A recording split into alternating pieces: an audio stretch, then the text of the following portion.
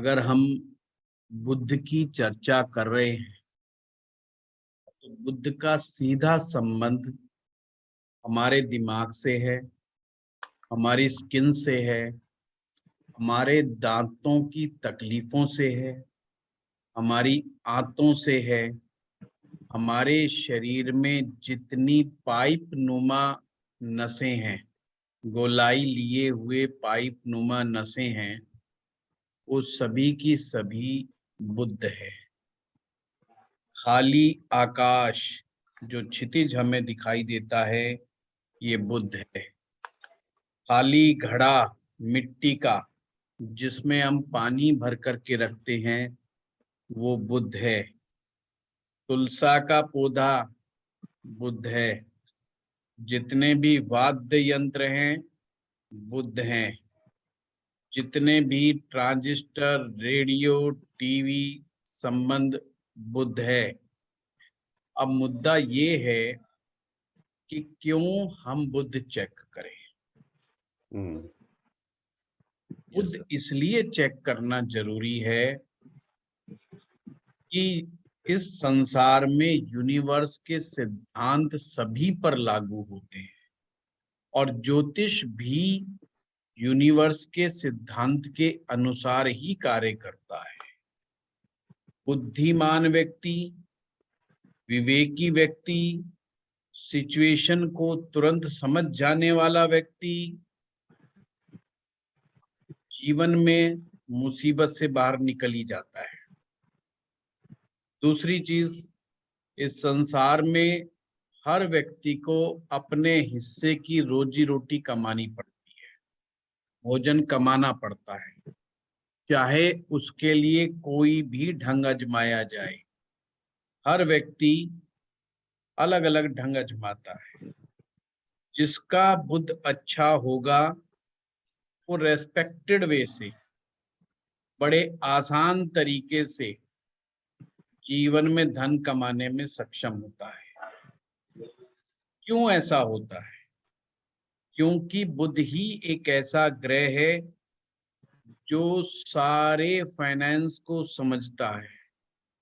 अर्थात धन का मनोविज्ञान क्या है, धन जीवन में आता कैसे है, इसका मनोविज्ञान केवल वही व्यक्ति समझता है जिसका बुध अच्छा है। क्योंकि बुध ग्रह की दिशा जो है वो उत्तर दिशा है और वास्तु में उत्तर दिशा ही लक्ष्मी का प्रवेश द्वार है। अर्थात लक्ष्मी जब घर में प्रवेश करती है तो उत्तर दिशा से प्रवेश करती है और पश्चिम में जाके वास करती है। तो ये चीज अगर हमें समझ में आ गई तो बुद्ध हमें समझ में आ जाएगा। यानी कि अगर हम ये नहीं कोई व्यक्ति समझ पा रहा कि मैं पैसा कहां से निकालूं, तो समझ लो बुद्ध गड़बड़ है। कोई व्यक्ति अपना आइडिया बना करके, मार्केट रिसर्च करके अगर कोई चीज का व्यापार शुरू कर दे, व्यापार में कामयाब होगा। क्यों होगा? क्योंकि बुद्ध बोली है, कम्युनिकेशन स्किल, सभी को नमस्ते मार के चलना, मुस्कुरा करके बात करना, हर एक को, अनजान आदमी को भी स्माइल दे के बात करेगा। समझ लेना बुद्ध अच्छा है। अच्छे बुद्ध को और बुरे बुद्ध को पहचानना बहुत आसान होता है। अगर आप धीरे धीरे लोगों को ऑब्जर्व करने लग जाओ तो आप कमजोर बुद्ध वाले व्यक्ति को बड़े इजीली समझ पाएंगे। कमजोर बुद्ध वाला व्यक्ति इस तरह की प्लानिंग नहीं कर पाता। कमजोर बुद्ध वाला आदमी हमेशा उस धंधे में घुसेगा जिस धंधे में सबसे ज्यादा लोग पहले घुसे हुए होंगे। अगर वो देखेगा यहाँ पर चाय बनाने वाले कुछ लोग ज्यादा है, कहेगा आइडिया आया मैं भी चाय की दुकान खोल।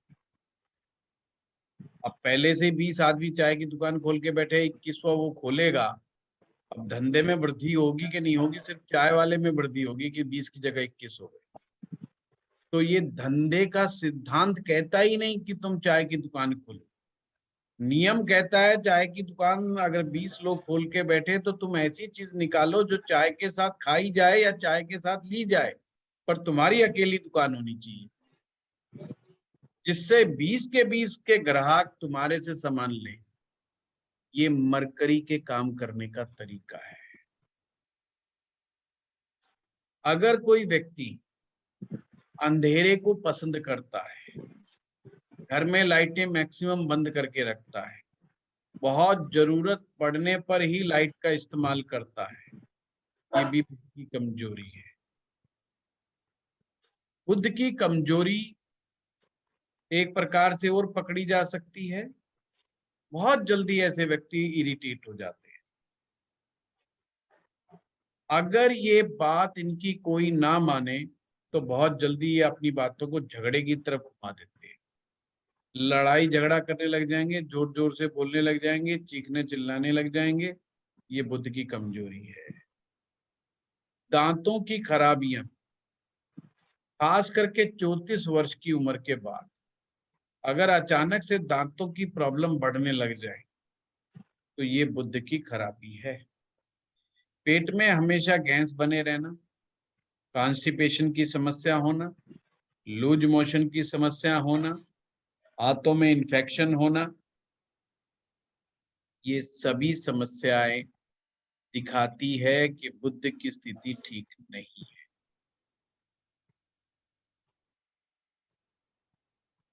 ब्लड प्रेशर क्रिएट हो जाना, कोलेस्ट्रॉल जमा हो जाना, यानी कि धमनियों में रक्त प्रवाह ठीक ना होना और धमनियों में कोलेस्ट्रॉल जमा होना, ये भी बुद्ध की खराबी होगी तो ही बात बनेगी।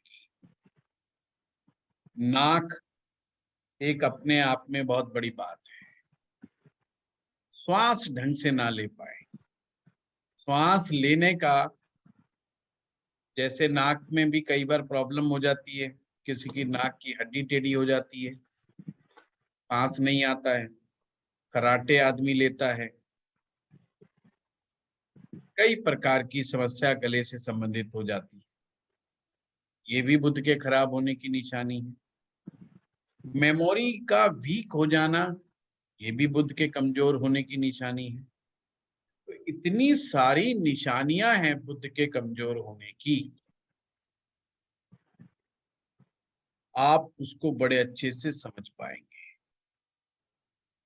जो व्यक्ति मीठा बोलता है, धैर्य बना करके रखता है, समय आने पर बोलता है और बहुत ज्यादा एक्स्ट्रा ऑर्डिनरी बातें नहीं करता। एक्स्ट्रा ऑर्डिनरी का मतलब जैसे साधारण भाषा में कहते हैं बम्प मारना, फट्टे मारना, ऐसे ही मार दी, हम तो ये कर दे, हम तो वो कर दे, हम यूं हम यूं हम यूं, बिना मतलब के बातचीत करते रहना, अपने मन पसंद की बात को ही घुमा करके लेकर के आना, और अगर किसी ने उसकी बात को कह दिया, बात को काट दिया तो गुस्से में आ जाना और उससे उसी समय नाता रिश्ता तोड़ के बैठ जाएगा। दूसरी चीज, बहन बेटी बुआ, बहन बेटी बुआ अगर किसी की दुखी है, दुखी का मतलब खास करके वो शादी के बाद अगर दुखी है या हेल्थ वाइज दुखी है, धन की कमी कमजोरियां उनको आ रही है, सता रही हैं, तो भी बुद्ध की खराबी हो सकती है। जो बच्चे आपने देखा होगा, मेंटली रिटार्डेड बच्चे देखे होंगे, यानी कि शरीर का विकास हो गया, बुद्धि का विकास नहीं हुआ, ये कहीं ना कहीं बुद्ध की परेशानी का प्रतीक है। अब इतने सारी चीजें बताई, इसका मतलब ये नहीं कि केवल एक बुद्ध के खराब होने से सब कुछ होगा, इसके साथ साथ आपको कॉम्बिनेशंस देखने होंगे कि अगर बुद्ध और मंगल साथ में बैठे हैं वो क्या समस्या पैदा करेंगे। बुद्ध मंगल का योग नस नाड़ियों में रुकावट पैदा करेगा, ब्लड प्रेशर की समस्या पैदा कर सकता है, एंजाइटी की समस्या पैदा कर सकता है। हमें बहुत बारीकी से समझना होगा। मंगल रक्त है यानी कि खून, बुध आपकी नस नाड़ी। तो इमेजिन करो कि आपका रक्त प्रवाह कैसा है कैसा नहीं। अगर मंगल के हालात ठीक तो रक्त का प्रवाह ठीक, चंद्रमा के हालात ठीक, रक्त का प्रवाह ठीक। अगर कुंडली में चंद्र मंगल के हालात ठीक है तो रक्त प्रवाह ठीक रहेगा, अन्यथा बिगड़ जाएगा और वो नस नाड़ियों को भी डैमेज करेगा। तो नस नाड़ियां जब डैमेज हो जाती हैं तो आदमी थक बहुत जल्दी जाता है। थोड़ा सा काम करने के बाद ही उसको थकावट पैदा होने जाती है और उसका ज्यादा काम करने को मन नहीं करता, झगड़ा करने को मन करता है और दिल करता है, हमेशा दिमाग में ख्याल आता है कि तेरी जिंदगी खराब है, तूने जिंदगी में कोई खास अचीवमेंट नहीं किया। और मैक्सिमम 90% वो दूसरों के बारे में बातें कर रहा होता है, वो लोगों के बारे में बातें कर रहा होता है, वो कभी भी किसी आइडिया के ऊपर बातें नहीं कर रहा होता।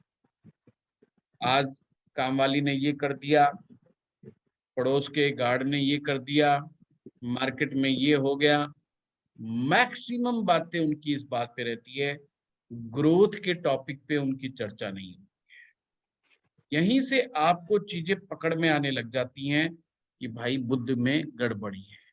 बुध शनि का कॉम्बिनेशन हो तो भी ठीक नहीं माना जाता। बुध शनि का कॉम्बिनेशन कई बार बीपी लो भी कर देता है, कई बार उसके अंदर ब्लॉकेज पैदा कर देता है। तो कहने का मेरा तात्पर्य ये है, ये बाकी हर बात के पीछे कोई अन्य ग्रह भी जोड़ा जाएगा। कल मैंने आप लोगों को टेक्निक साधारण सी बताई थी कि बुध ग्रह अगर शुक्र से आगे निकल जाए तो अच्छा नहीं माना जाता। अब हमें क्या होता है कि ज्योतिष में हमेशा फर्दर चेक करना पड़ता है कि जो हम सूत्र अप्लाई कर रहे हैं वो कितना ठीक है कितना गलत है। अब ये तो फर्स्ट स्टेप हो गया कि चेक करने का, पर क्या सभी लोग ऐसे होंगे? क्या उनके पास बुद्धि नहीं होगी? क्या वो व्यापार नहीं कर पाएंगे? तो आप कहेंगे ऐसा नहीं है। आपके पास कुछ कुंडलियां ऐसी आ जाएंगी जिनका बुध शुक्र से आगे निकल जाएगा, फिर भी वो व्यापार कर रहे होंगे और हो सकता है अच्छा व्यापार कर रहे हो। तो ऐसे में मसनूई ग्रह का कंसेप्ट बड़ा प्यारा आता है।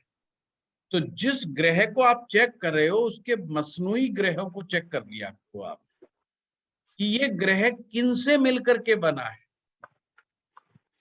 ये बहुत ही बढ़िया चीज है। जैसे हम वैदिक ज्योतिष में कहते हैं ना, D1 चार्ट में अगर कोई ग्रह नहीं समझ में आ रहा तो D9 में जाके चेक कर लो कि उसके हालात कैसे। अगर उसके हालात अच्छे तो ये मानो अच्छा रिजल्ट देगा, अगर उसके हालात बुरे हो गए तो बेशक D1 में कितना अच्छा बैठा है वो अच्छे रिजल्ट नहीं देगा। ऐसे ही लाल किताब में मसनूई का कंसेप्ट। अब यह ध्यान से समझना कि बुध ग्रह किन दो ग्रहों से मिलकर के बना है। तो वो बना है राहु और गुरु से मिलकर के बना है। राहु और गुरु दो से मिलकर के, यानी कि गुरु और राहु को इकट्ठा मिला दिया। अब ये मत बोल देना राहु गुरु इकट्ठे मिल गए तो गुरु चंडाल मिल गया, नहीं नहीं नहीं, वो क्या है कुछ हो रहा है। अगर बृहस्पति के अंदर कुछ राहु जैसे गुण आ जाए तो बुध हो गया। बुध का मतलब स्मार्ट व्यक्ति है ना, जो जानता है किस सिचुएशन में मुझे कैसे कपड़े पहनने हैं, जो जानता है किस सिचुएशन में मुझे सामने वाले को क्या बोलना है, उसे हम आज के टाइम में स्मार्ट व्यक्ति कहते हैं। जो आगे बढ़ करके खुद नमस्ते कर करके सबसे अपना इंट्रोडक्शन खुद ही कर ले और अपनी बातचीत को आगे बढ़ा दे और सबसे मीठे में बोल करके सभी पर अपना प्रभाव छोड़ दे, वो स्मार्ट व्यक्ति कहलाता है। अब ये क्या है, स्मार्ट व्यक्ति की खास पहचान होती है कि उसके पास नॉलेज होनी चाहिए। आप स्मार्ट ऐसे नहीं बन जाते टाई शाई लगा करके आप बैठ गए बहुत बढ़िया कोट पैंट पहन करके, पर जैसे ही बोलने लगोगे विदाउट नॉलेज, विदाउट फैक्ट्स, अगर आपने कोई भी बात वहां पर बोल दी, सामने वाला समझ जाएगा मूर्ख आदमी। बृहस्पति क्या है? नॉलेजेबल पर्सन, जिसके पास खूब सारा ज्ञान है। पर बृहस्पति के पास कमी किस चीज की है? बृहस्पति के पास कमी है चालाकी की। बृहस्पति चालाक नहीं है। बृहस्पति में लीडरशिप है, पर बृहस्पति धोखा नहीं देना जानता। वो सिद्धांतों की लड़ाई लड़ता है, वो नियम कानून की बात करता है। पर जैसे ही राहु का गुण मिक्स हो गया तो वो बन गया चाणक्य। यानी कि चाणक्य कौन?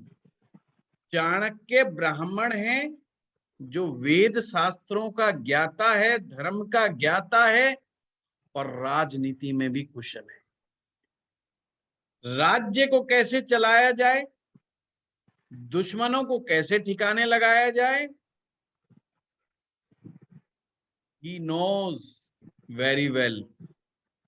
वो इस सब कलाओं में निपुण है।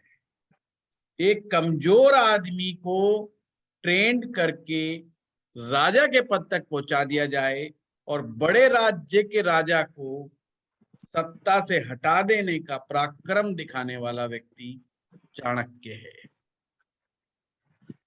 और वो चाणक्य जब आप उनकी बातों को समझेंगे तो आप कहेंगे इसका राहु अच्छा है। राहु किसका अच्छा? जो प्लानिंग और स्ट्रेटजी बनाने में निपुण हो। अब आपको समझ में आ रहा है कितना प्यार से समझा रहा हूं। लास्ट स्टेप बस आपने ये देखना है, क्या कुंडली में गुरु और राहु ये इकट्ठे नहीं बैठे, बल्कि अलग अलग कहीं पर भी बैठे हैं। ये जितने अच्छे हो जाएंगे बुध ऑटोमेटिक अच्छा हो जाएगा। पॉइंट पकड़े? दोबारा बोल रहा हूं। अगर किसी कुंडली में गुरु ग्रह और राहु ग्रह जितने ज्यादा अच्छे हो जाएंगे, अच्छे का मतलब स्ट्रेंथफुल हो जाएंगे, बुध ऑटोमेटिक अच्छा हो जाएगा। तो चाहे वो नीच राशि का भी। लाल किताब में भी किसी ग्रह को देखने की अलग अलग कई टेक्निक है, जैसे वैदिक में होता है। वैदिक में कोई डिस्पोजिटर का कंसेप्ट लगाता है, कोई लगन का लॉर्ड वहां बैठा है वो वैसे लगाता है, कोई सीधा उठाता है D9 के अंदर चला जाता है, कोई डिविजनल चार्ट्स के अंदर चला जाता है, कोई नक्षत्र में चला जाता है। परंतु जरूरी नहीं कि आपको हर टेक्निक का इस्तेमाल करना है। अगर केवल आप बुद्ध को देखने के लिए, समझने के लिए 2-3 सिद्धांत पकड़ लो तो ये 2-3 सिद्धांत ही आपको पार लगा देंगे। क्या 2-3 सिद्धांत? एक तो ये कि बुद्ध कभी भी अकेला ना हो, क्योंकि अकेले बुद्ध सक्षम नहीं होता। आप सभी जानते हैं बुध ग्रह को नपुंसक ग्रह कहा गया है। अब वो पहले से ही नपुंसकता तो उसके अंदर है, ऊपर से रह गया अकेला। वो तो किसी का साथ लेकर के ताकत का प्रदर्शन कर सकता है, अपनी शक्ति का प्रदर्शन कर सकता है। अर्थात उसे किसी ग्रह की दृष्टि या किसी का साथ चाहिए तो वो बुध काम का, अन्यथा बहुत ज्यादा काम का नहीं। अब यहाँ पर एक अपवाद है। क्या अपवाद है? इस श्रेणी में कौन नहीं आता?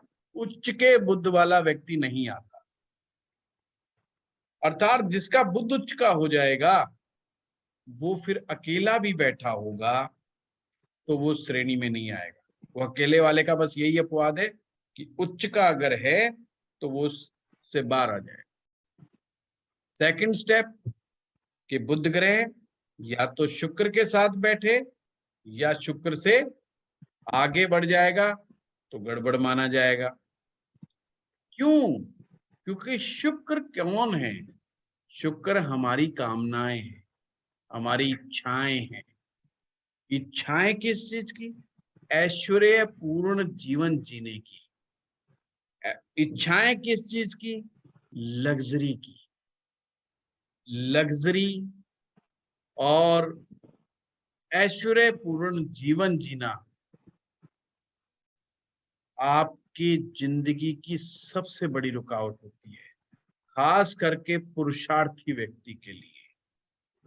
जिस व्यक्ति को राजा बनना है उसकी ट्रेनिंग कभी भी कंफर्ट जोन में नहीं होनी चाहिए। जिस व्यक्ति को जिंदगी में बहुत ऊंचा उठना है उसके लिए लग्जरी हराम है। अब जिसका शुक्र आगे, शुक्र जो है पीछे रह गया बुध से, तो बुद्धि तो शुक्र से आगे चली गई है। आप ऐसे समझो, बुद्धि तो आगे चली गई है, शुक्र अपनी मनमानी करेगा, शुक्र उसको दौड़ाएगा, भगाएगा, यानी कि वो अननेसेसरी चीजों में जाके खर्चा करेगा, लग्जरी के लिए, ज्यादा कंफर्ट्स के लिए। अब आपने कुछ बालक देखे होंगे ऐसे जो हर साल आईफोन खरीद लेते हैं, पैसा है माँ बाप के पास। किसी ने कहा i11 आ गया, किसी ने कहा जी 12 आ गया, किसी ने कहा 14 आ गया। भाई वो तो कंपनी हो तो हर बार निकालेगी, उसका तो धंधा है। पर कुछ बावले ऐसे हैं जो हर बार खरीदने भी पहुंच जाते हैं। पुराना दे आएंगे, वो कहेंगे अच्छा 20,000 में वापिस दे दे, लाख रुपए में खरीदा था 20 में वापिस दे, 80,000 तेरे, ठीक है। अब लाख रुपए का माल 20,000 में वापिस ले लिया और अगला मोबाइल फोन 1.25 लाख में दे दिया। कंपनी ने तो फ्री में उसका वो भी ले लिया और उसके जूता मार के फिर लाख रुपए ले लिया उससे। तो अब ये क्या है? ये बुद्ध की खराबी नहीं तो क्या है? उसने मैथमेटिक्स नहीं लगाया कि तेरा बहुत अच्छा चल रहा है, तेरा पहले से ही बहुत अच्छा चल रहा है तेरा मोबाइल, तेरे को कमी क्या है?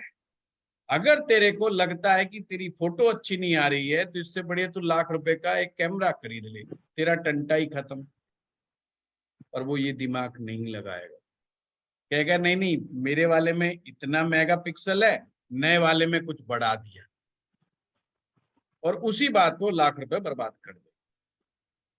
और वो जब तक नहीं ले लेगा उसके अंदर एक बेचैनी पैदा हो जाएगी। ये काम करता है। अब ऐसे बचाव कब होगा? ऐसा आदमी जब ही बचेगा जब उसका गुरु और राहु ठीक होगा।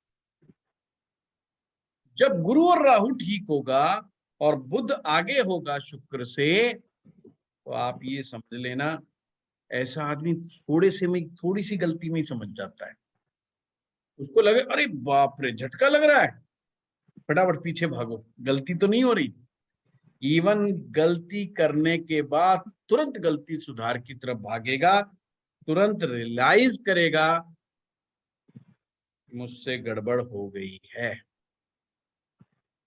सिंपल सिद्धांत है, बहुत 3 स्टेप ही बताए मैंने बुध ग्रह को देखने। सर गुरु राहु आगे बोला क्या आपने अभी? गुरु और राहु मैंने आगे गुरु राहु बुध से? आगे नहीं बोला, मैंने सिंपल बोला है कि हाँ, गुरु और राहु कुंडली के अंदर तीसरे अच्छे के लिए बैठने चाहिए, बढ़िया अच्छे, बैठने मतलब गुरु की चाहिए। कंडीशन, गुरु की हाँ, जो कंडीशन आपने बताई वो लगेगी सारी। वो लगेगी बहुत बढ़िया। और राहु को अगर ना कभी समझ में आए, तीसरे भाव में, छठे भाव में, 11वें भाव में आंख बंद बराबर, करके मान लिया करो कि ये ठीक है, बराबर। ये कंडीशन उनकी ठीक है। अब क्या मतलब होगा? फिर अगर बुध आगे भी हो शुक्र से तो भी फिर अच्छा है, मतलब तो गुरु और राहु अच्छा है, अपने अपने परंतु हाँ, बराबर। जी जी जी जी, परंतु ध्यान यही रखना जो मैं आप लोगों को बार बार बता रहा हूं कि वो अच्छे का मतलब अच्छे, अगर अच्छे हैं तो ही ये गड़बड़ी ठीक होगी, अन्यथा गड़बड़ी ठीक नहीं होगी। अब बुद्ध देखने का क्या फायदा होगा? आप देख सकते हो कि ये आदमी व्यापार कर सकता है कि नहीं कर सकता। आप देख सकते हो कि ये व्यक्ति अपने दम पर ज्योतिष में पैसा कमा सकता है कि नहीं कमा सकता। आप देख सकते हो कि ये आदमी सेल से, मार्केटिंग से पैसा कमा सकता है कि नहीं कमा सकता। आप समझ सकते हो कि ये व्यक्ति भाषण देकर के पैसा कमा सकता है कि नहीं कमा सकता। आप समझ सकते हो कि ये व्यक्ति सॉफ्टवेयर के अंदर अगर जाएगा तो पैसा कमा सकता है कि नहीं कमा सकता। इलेक्ट्रॉनिक्स का काम, सॉफ्टवेयर का काम, बैंकिंग का काम, ये सारे काम बुद्ध से रिलेटेड है। और या वो अपना व्यापार करे, ये सब बुद्ध से रिलेटेड है। इन सब चीजों को देखने के बाद आप तुरंत सामने वाले की मदद कर सकते हो कि हाँ तू ये काम कर सकता है, तू ये काम नहीं कर सकता। चीज समझ में आ गई? बहुत सिंपल सी बात है। या तो बहन बेटी उसके होगी नहीं, होगी तो सुखी होगी, जिसका बुद्ध अच्छा हो। या तो होगी नहीं और होगी तो सुखी होगी, ये बुद्ध की ये खासियत है। मैं मेरा ही एग्जाम्पल आप सब लोगों के सामने रख दूं। मेरी कुंडली के अंदर बुद्ध शुक्र से पीछे है। टर्म्स एंड कंडीशन पूरी हो गई कि भाई जो शुक्र है उससे पीछे है बुद्ध। यानी अपन जल्दी मोबाइल नहीं खरीदेंगे जब तक वो घिस ना जाए। कहने का मतलब बुद्धि कामनाओं को, इच्छाओं को कंट्रोल करके रखती है। अभी तो यहां तक भी बात ठीक है। दूसरी चीज, दूसरे स्टेप पे जाएं कि गुरु अच्छा होना चाहिए, राहु अच्छा होना चाहिए, वो भी अच्छा है। तो इससे क्या क्लियर हुआ कि भाई बुद्ध ठीक हालात में है। ठीक हालात में है कि बंदा नौकरी छोड़ के अपना काम कर सकता है। सिंपल क्लियर बात है, बहुत ही मामूली सी बात है। मेरे ना बेटी है और रियल सिस्टर नहीं है। वैसे मेरी बहनें बहुत हैं, हमारी क्लास में भी हमारी बहन जी बैठी हुई है। तो कहने का मेरा मतलब है, वो जो अगर मेरी बेटी होती तो भी वो दुखी ना होती, उसको परेशानी किसी बात की नहीं होती। क्यों नहीं होती? क्योंकि बुद्ध अच्छा है।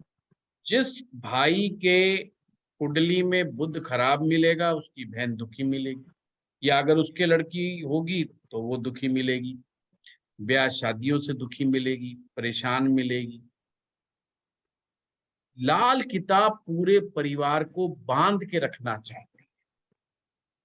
इसलिए लाल किताब ने जो कंसेप्ट बनाए वो प्योर प्योर इंडियन मेंटेलिटी को देखते हुए बनाए। हमारी सनातन संस्कृति के अनुसार ये डिजाइन किए गई है। इनकी हर रेमेडी, इवन इन्होंने ग्रह के अच्छे और बुरे को देखने के ढंग में भी परिवार शामिल कर दिया,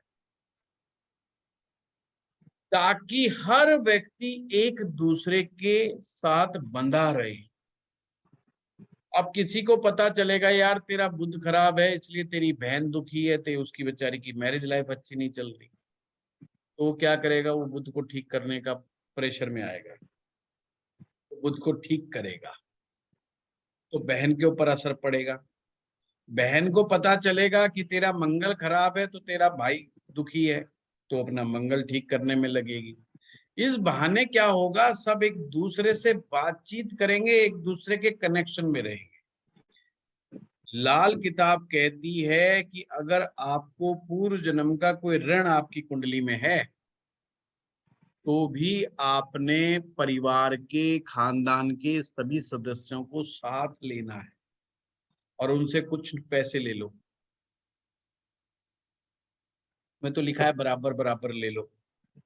अब आजकल समस्या क्या कहते हैं जी, हम तो बताएंगे तक नहीं कि हम क्या उपाय करने जा रहे हैं, और बता देंगे तो पता नहीं क्या हो जाएगा। नहीं कर पाते लोग। मुझे जब बहुत हंसी आती है जब लोग कहते हैं कि हम सब ज्योतिषियों के पास घूम लिए और हमने लाखों रुपए खराब कर दिए, फीस उनसे दी नहीं जाती, लाखों रुपए उन्होंने खराब कर दिए, मतलब बम्प मारने बुद्ध खराबी की बातें। और जब उनसे बातचीत करो कि बाबूजी आपने उपाय कौन से करे, 4 उपाय से ज्यादा नहीं करे होंगे पिछले 2 साल में, और कोई भी उपाय कंटिन्यूटी में नहीं करता। उपायों के मनोविज्ञान को समझते नहीं। कोई उपाय अगर कर भी लिया और 4 उपाय बताएंगे तो 2 कर लिए, वो भी अपनी मनपसंद के, जब तक करेगा करेगा, ये छोड़ दी छोड़। ज्योतिषी से मिलने से किसी का उद्धार नहीं होता। ये ब्रह्मजाल है, इसको समाज में हमें रोकना होगा, नहीं तो ओवर एक्सपेक्टेशन सभी के लिए को खराब करेगी और ये लोग अपनी आस्था खो जाते हैं और दूसरों को और खराब करने का प्रयास करते हैं। इन लोगों का बुद्ध चेक कर लो आप, जरूर पाप प्रभाव में मिलेगा। जिसका बुद्ध सही है, सटीक है, वो विश्लेषण करना जानता है। वो ईमानदारी से विश्लेषण करेगा कि यार तूने कितना काम किया था और कितना नहीं किया था। वो फिर एस्ट्रोलॉजर को चेंज करेगा जब वो कहेगा सारे रूल्स अप्लाई किए थे, मेरा कोई कसूर नहीं है, और वो उससे दोबारा मिलेगा, बात करेगा, बिल्कुल सही, क्योंकि कम्युनिकेशन स्किल है ना उसके पास। कुछ क्लाइंट हमारे पास इतने प्यार से बोलते हैं कि हम उनको कुछ नहीं बोल पाते, हमें मदद करनी ही पड़ती है। हम जितने मर्जी प्रोफेशनल हो जाए, हम उनको ना कह ही नहीं सकते। कि बात करने का तरीका इतना शानदार होता है, हम यूं भी नहीं कह सकते कि हम बिजी, कि चलो यार इसकी मदद करो, बंदा बहुत अच्छा बोल रहा है, बड़ा प्यारा बोल रहा है। वो अपना काम निकाल के लेके जाते ही जाते। और ऐसे लोगों से चिढ़ो मत, ये लोग बहुत अच्छे होते हैं, क्योंकि ये आपको सिखा के जा रहे हैं, ये आपको समझा के जा रहे हैं। जिनका बुद्ध अच्छा है वो जिंदगी में ठोकर खाने का इंतजार नहीं करता, दूसरों ठोकरों से ही समझ जाता है कि ठोकर लगती कहाँ है। इसलिए वो जो ज्ञान है, ज्ञान तो इस संसार में सारा बृहस्पति का है, पर उस ज्ञान को अप्लाई कैसे करना है, उस ज्ञान का विश्लेषण कैसे करना है, ये जो ताकत है ये सिर्फ और सिर्फ बुद्ध के पास है। अगर विश्लेषण करना नहीं जानते, यानी कि मैं सूत्र बता रहा हूं, कुछ आप समझ रहे हैं कुछ, तो ज्ञान का कोई लाभ ही नहीं हुआ, वो तो गलत फार्मूला लग जाएगा। मैं किसी बात को किस कॉन्टेक्स्ट में कह रहा हूं, अगर वो नहीं समझ पाए तो बुद्ध खराब। जैसे एक राइटर कोई बात लिख रहा है और उसने कहा भावुक आदमी संसार में सबसे अच्छे होते हैं, और लास्ट में जब चैप्टर पढ़ने लगे तो उसने कहा भावुक आदमी देश के किसी काम का। अब जिसका बुद्ध खराब होगा ना, वो कहेगा यार मेरे को तो कंफ्यूज कर दिया, ओह, उसको इरिटेशन हो जाएगी, यार क्या लिखता है ये, बकवास लिखता है, टोटल कंफ्यूज कर दिया इसने। अभी कह रहा भावुक आदमी बहुत अच्छा, अभी कह रहा भावुक आदमी किसी काम का नहीं। भाई वो दोनों कॉन्टेक्स्ट में जो बात कह रहा है वो ठीक कह रहा है। अगर देश के लिए एक मजबूत हृदय वाला आदमी चाहिए, कठोर निर्णय लेने वाला चाहिए, मरने के लिए तैयार रहने वाला आदमी नहीं चाहिए, मारने के लिए तैयार रहने वाला आदमी चाहिए। आने वाली सिचुएशन को समझ करके आने वाले खतरों से निपटने के लिए मजबूती से अपने दुश्मनों को निस्ते नाबूद करके करने की क्षमता रखने वाला आदमी चाहिए। क्या करोगे ईमानदार का? आप कहते हो राजनीति के द्वारा ईमानदार प्रधानमंत्री चाहिए, कंसेप्ट ही गलत है। आप कहते हो राजनीति में हमें ईमानदार मुख्यमंत्री चाहिए जो एक पैसा ना खाए। बाबूजी, राहु किसी का जागता है तो आदमी राजनीति में आता है। अब चोर चोरी से चला जाए, हेरा फेरी से थोड़ी चला जाए। यहाँ तो कंपटीशन इस बात का है किसने 100 करोड़ खाए और किसने 1000 करोड़ खाए और किसने 10,000 करोड़ खाए, सिर्फ इस बात का कंपटीशन है।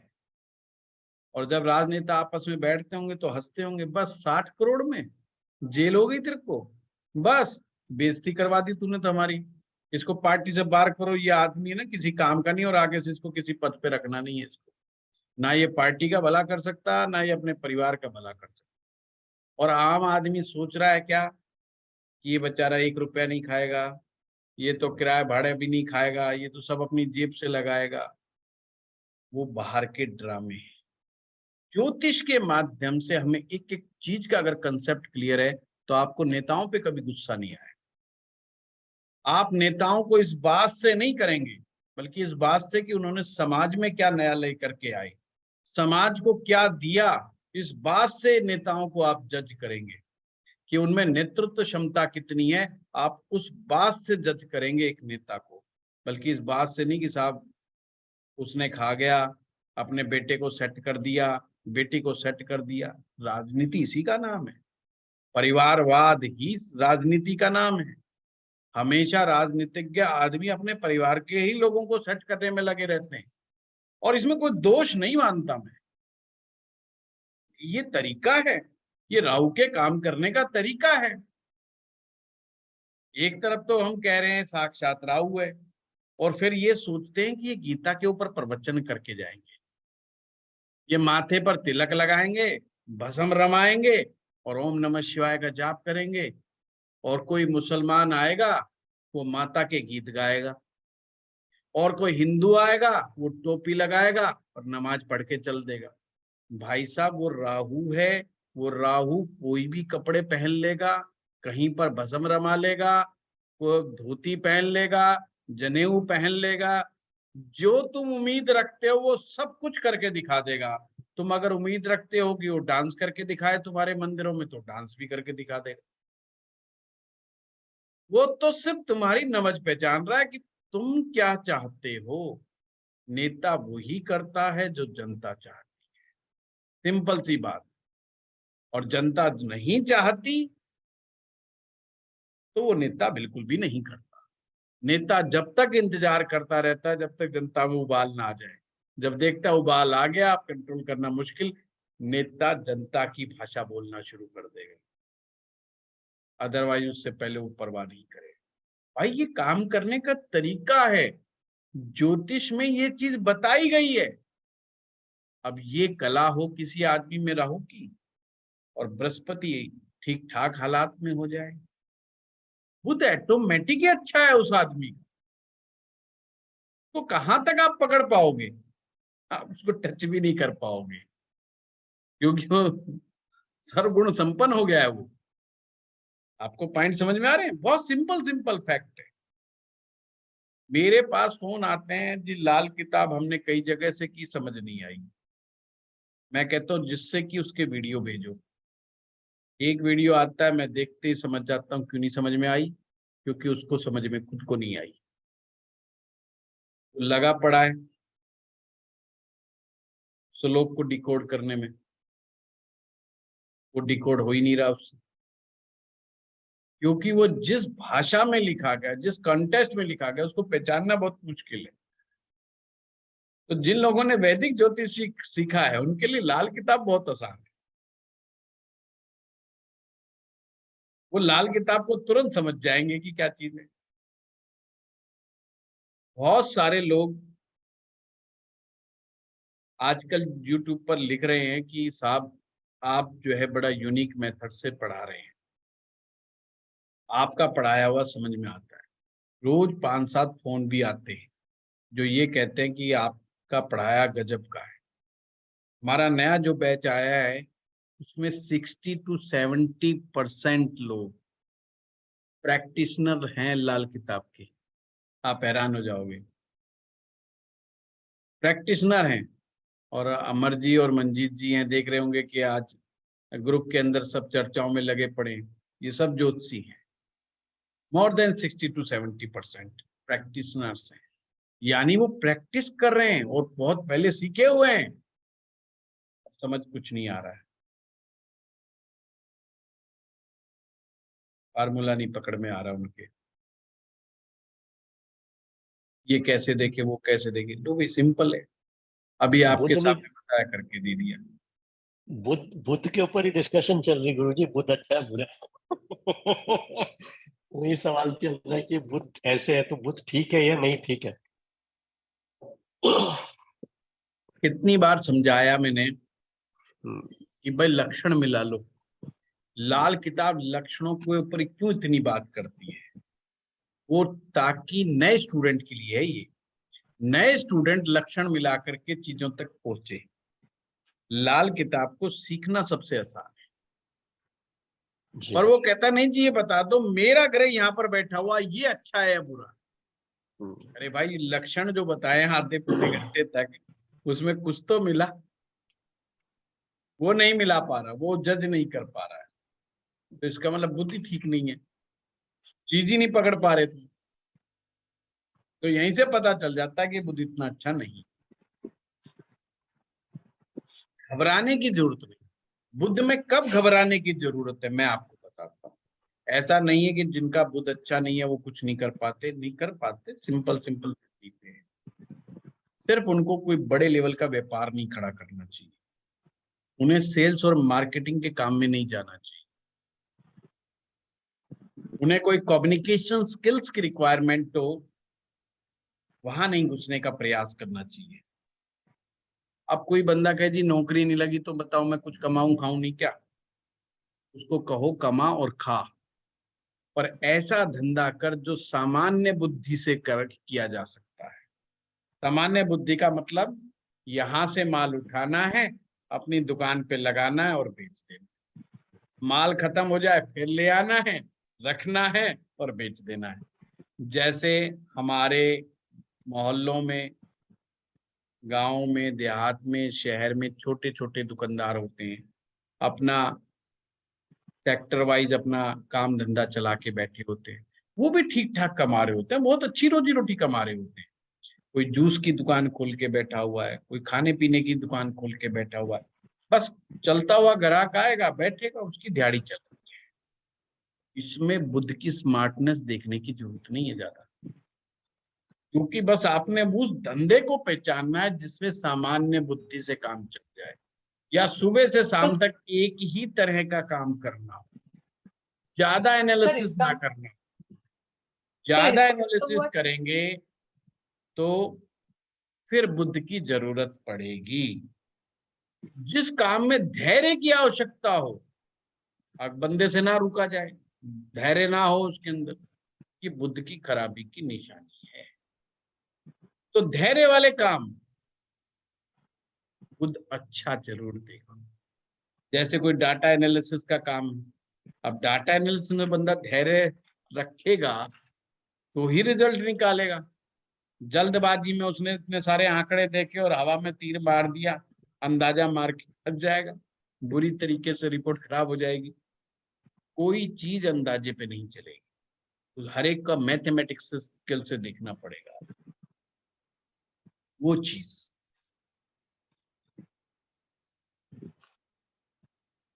हाँ अमर जी बोलिए। गुरुजी आपने नए क्लास में बहुत बढ़िया एग्जाम्पल दिया था, मंजीत जी भी थे उसमें। जैसे आपने बोला कि एक उनका पिताजी ने एयर कंडीशन का कोई दुकान खोला था, बहुत बढ़िया चल रहा था। तो हाँ अब उनने बहुत बड़ा मतलब सेगमेंट में लेके गया। जैसे आपने बोला कि बहुत बड़ा मतलब उसका एयर कंडीशनिंग का जो होता है, जो उसमें वो फेल किया, लेकिन उसमें आपने उसको छोटे स्तर पर लाने के लिए आपने उसको उपाय करने के लिए दिया। ये बहुत मतलब बहुत बहुत बढ़िया एक एग्जांपल है गुरु जी। बिल्कुल। देखिए, करत करत अभ्यास के जड़मति होत सुजान, रसरी रसरी रस्सी हावत जात के सिल पर पड़त निशान। ये हिंदी का है, अरविंद जी का टॉपिक है वैसे तो। हाँ हाँ गुरु जी। तो रस्सी है या रसरी है कुछ भी, तो सर कहने का इसका मतलब तो मतलब ये है, अगर कोई काम जो बार बार रिपीटिशंस में आ रहा है वो सामान्य बुद्धि में प्रवेश जल्दी कर जाएगा, उसमें बहुत ज्यादा बुद्ध की आपको आवश्यकता ही नहीं है। जैसे कभी भी गृहिणियों को इस बात की समस्या नहीं आती कि खाना कैसे बनाना है, चाहे बुद्ध अच्छा है चाहे बुरा है चाहे सामान्य, आप उनकी कुंडलियों में देख लो, जो महिलाएं कई साल से खाना खुद बना रही हैं एक समय में आने के बाद वो बहुत अच्छा खाना बनाना शुरू कर देते हैं। अब चाहे उनका बुध खराब ही क्यों ना, उसके बावजूद वो बात अलग है, बड़बड़ाती हुई बनाएगी, दो चार सुनाएगी किसी को, वो बात एक अलग है, पर वो खाने में गड़बड़ नहीं करेगी। खाने में नमक मिर्च बिल्कुल परफेक्ट डाल करके, ऐसे भी अगर वो कढ़ाई में फेंक देगी ना नमक, तो भी वो परफेक्ट जाएगा। ये जो चीज है, ये अभ्यास की चीज है। इसीलिए मैं कहता हूँ यूनिवर्स के सिद्धांत और ज्योतिष के सिद्धांत, दोनों की चीजों को हमें समझना होगा कि किस काम में बुद्धि की आवश्यकता है और किस काम में नहीं है। उसमें एनालिसिस नहीं करना आपको रोज। अरे भाई, मूली के परोंठे जैसे बनते हैं वैसे ही बनेंगे, जैसे 10 साल पहले बना रहे थे आज भी वैसे ही बनेंगे, तरीका वही है उसका बनाने का। साइज तुम पलट सकते हो, आगे पीछे कर सकते हो, इससे ज्यादा तुम चेंज नहीं लेकर के आ सकते। अगर मूली के खाने हैं तो वैसे ही बनेंगे, आलू की सब्जी बनानी तो वैसी ही बनेगी। तो इसमें आपको बुद्ध क्या देखने की आवश्यकता है? तो हमें यहाँ पर प्रैक्टिकल नॉलेज होनी चाहिए ज्योतिष में। यूनी के हर एक को कहना शुरू कर दो जिसका भी बुद्ध खराब, देखो तू धंधा मत कर, तू दुकान बंद कर। अच्छा तेने दुकान खोल ली, नहीं नहीं चलेगी नहीं, बंद कर दे। ऐसा नहीं कहना, बल्कि समझना दुकान का स्तर क्या है, दुकान पे तू क्या करने जा रहा है, तेरा काम कैसे होता है। अगर सामान्य बुद्धि का काम है और रोज एक ही तरह का काम करना है, तो उसे कहो बहुत बढ़िया कर। उसके काम से रिलेटेड ग्रह को छांटना है और उस ग्रह का उपाय करवाना है। आप देखो जितने भी ये समोसे रेडी पे बेचने वाले, गोलगप्पे वाले, पकोड़े वाले, कितने फूड आइटम्स बेचने वाले मार्केट में, मैं एक एग्जांपल ले रहा हूँ। आपको क्या लगता है इनका बुद्ध अच्छा है? बुद्ध अच्छा होता तो ये व्यापारी होते, बैंकिंग की नॉलेज होती इनके पास। नहीं है इनका बुद्ध अच्छा। ये छोटी सी बात में धैर्य खो देते और झगड़ा कर लेंगे। आप कभी रेडी वाले से फटाफट झगड़ा हो जाएगा आपका, होटल वाले से नहीं, रेस्टोरेंट से नहीं होगा। जितना स्तर का होटल बढ़ता चला जाएगा वो झगड़ा नहीं करेगा आपके साथ। आप एक बात फालतू भी उल्टी सीधी कह दोगे, वो आप से ही माफी मांगता रहेगा, पर बकवास नहीं। आप रेडी वाले से बकवास करके देखो, सही में गुरु जी। वो तुरंत आपसे बिल्कुल कपड़े खोल करके अभी झगड़ा करना शुरू कर देगा। वो कहेगा आज तो तेरे को ही देखूंगा, पहले तेने मेरी बोनी खराब करी, आज तेरा मुंह खराब करता हूँ चल। क्योंकि उसको इस बात की परवाह नहीं है कि तुम दोबारा आओगे कि नहीं आओगे उसकी रेडी से समोसा खरीदने। परंतु 5 स्टार होटल वाला इस बात की परवाह जरूर करेगा कि तुम दोबारा आओ, ऐसी मैं काम करूं। तो इन सब का बुद्ध गड़बड़ है, तो क्या ये कमा खा नहीं रहे? और कभी फ्रूट बेचने वाले से बात करके देखो, वो कहता जी मेरे जैसा अमीर आदमी कोई नहीं है। आपको पता है मैं 1000 रुपए रोज कमा के लेके जाता हूँ। जी सर। आप अंदर ही अंदर हंस रहे हो कि अपन लाख रुपए महीने कमाते हैं, 30,000 रुपए में अपने आप को अमीर आदमी समझ रहा है। अपने हाल लाख रुपए के अंदर हालत खराब पड़ी हुई है। समझ रहे हो बात को? आप उससे सलाह मांग के देखो, वो कहेगा फ्रूट का काम कर ले, दुनिया में इससे बढ़िया कोई काम ही नहीं।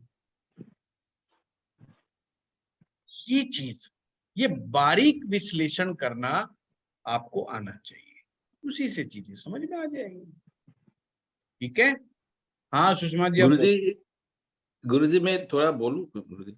हाँ मैंने जैसे सुषमा जी आपने को बोलने नहीं दिया। अमर जी भाई एक बार उनको थोड़ा, हाँ इतना हाँ, धैर्य, हाँ। इतना देर धैर्य रखा है, ये बहुत बड़ाई की बात है। हाँ वो सुषमा जी बोलिए। सर, बस यही पूछ रहा था, आपने भी बाद में क्लियर कर दिया। जैसे फ्रूट वगैरह जूस वालों की दुकानें होती है, मतलब ये लोग भी पैसे वाले तो हो सकते हैं, लेकिन इनका स्तर वही रहेगा काम करने का। ये हमको सर वही एक रहेगा, कुंडली पर में देख के। पैसे वाले भी ज्यादा नहीं हो सकते। बस एक लेवल है कि अच्छा अपना परिवार का पालन पोषण करना। हमेशा ध्यान जी। रखिएगा, एक व्यक्ति होता है खुद की पालना करने वाला, एक व्यक्ति होता है परिवार की पालना करने वाला। तो परिवार की पालना करने वाले में बुद्ध की ज्यादा खराबी और उसके चक्कर में नहीं पड़ना। एक व्यक्ति ये होता है कि अगली 2 पीढ़ियों के लिए कमा के छोड़ जाए। एक व्यक्ति वो होता है कि अपने बच्चों के लिए 500 गज 1000 गज के मकान बना के बड़े बड़े महल खड़े कर दे, उनके लिए एसेट्स तैयार कर दे, उनके लिए बड़ा बिजनेस तैयार कर दे। तो ये जो लड़ाई है ना, ये बड़े की लड़ाई है। जो बुद्ध की लड़ाई है वो बड़े के लिए लड़ाई है, छोटे के लिए तो नहीं अपन है। यही देखेंगे, अपन हाँ। यही देखेंगे, अपन एनालिसिस कर रहे तो देखेंगे अगर बुध अच्छा दिख गया अपने को तो बड़े काम के लिए उसको बोल सकते हैं अपन, और बुध अगर निगेटिव दिखा तो फिर आप छोटा काम करो, और मतलब अभी जो आपने समझाया थोड़ा सामान लाओ बेचो, है ना सर? छोटा शब्द यूज नहीं करना बस, नहीं जी वो नाराज हो जाएगा। जी जी। जिसका बुद्ध कमजोर होता है वो नाराज जल्दी हो जाता है, तो छोटा नहीं बोलना उसको। उसको कहना जो तू करना चाह रहा है बहुत बढ़िया काम है, ये तू कर, तेरे को सूट करेगा। अगर कोई कहता है जी मैं अपने घर में ब्यूटी पार्लर का काम करना चाहता हूँ, क्या फर्क पड़ गया, करवा दो। अब वो आईब्रो जैसे बनती आई है वैसी ही बनेगी, वो 5 साल से आईब्रो कर रही करती रहेगी। नहीं भाई उसमें कुछ नहीं नया चेंज आना, बताओ क्या फर्क पड़ेगा।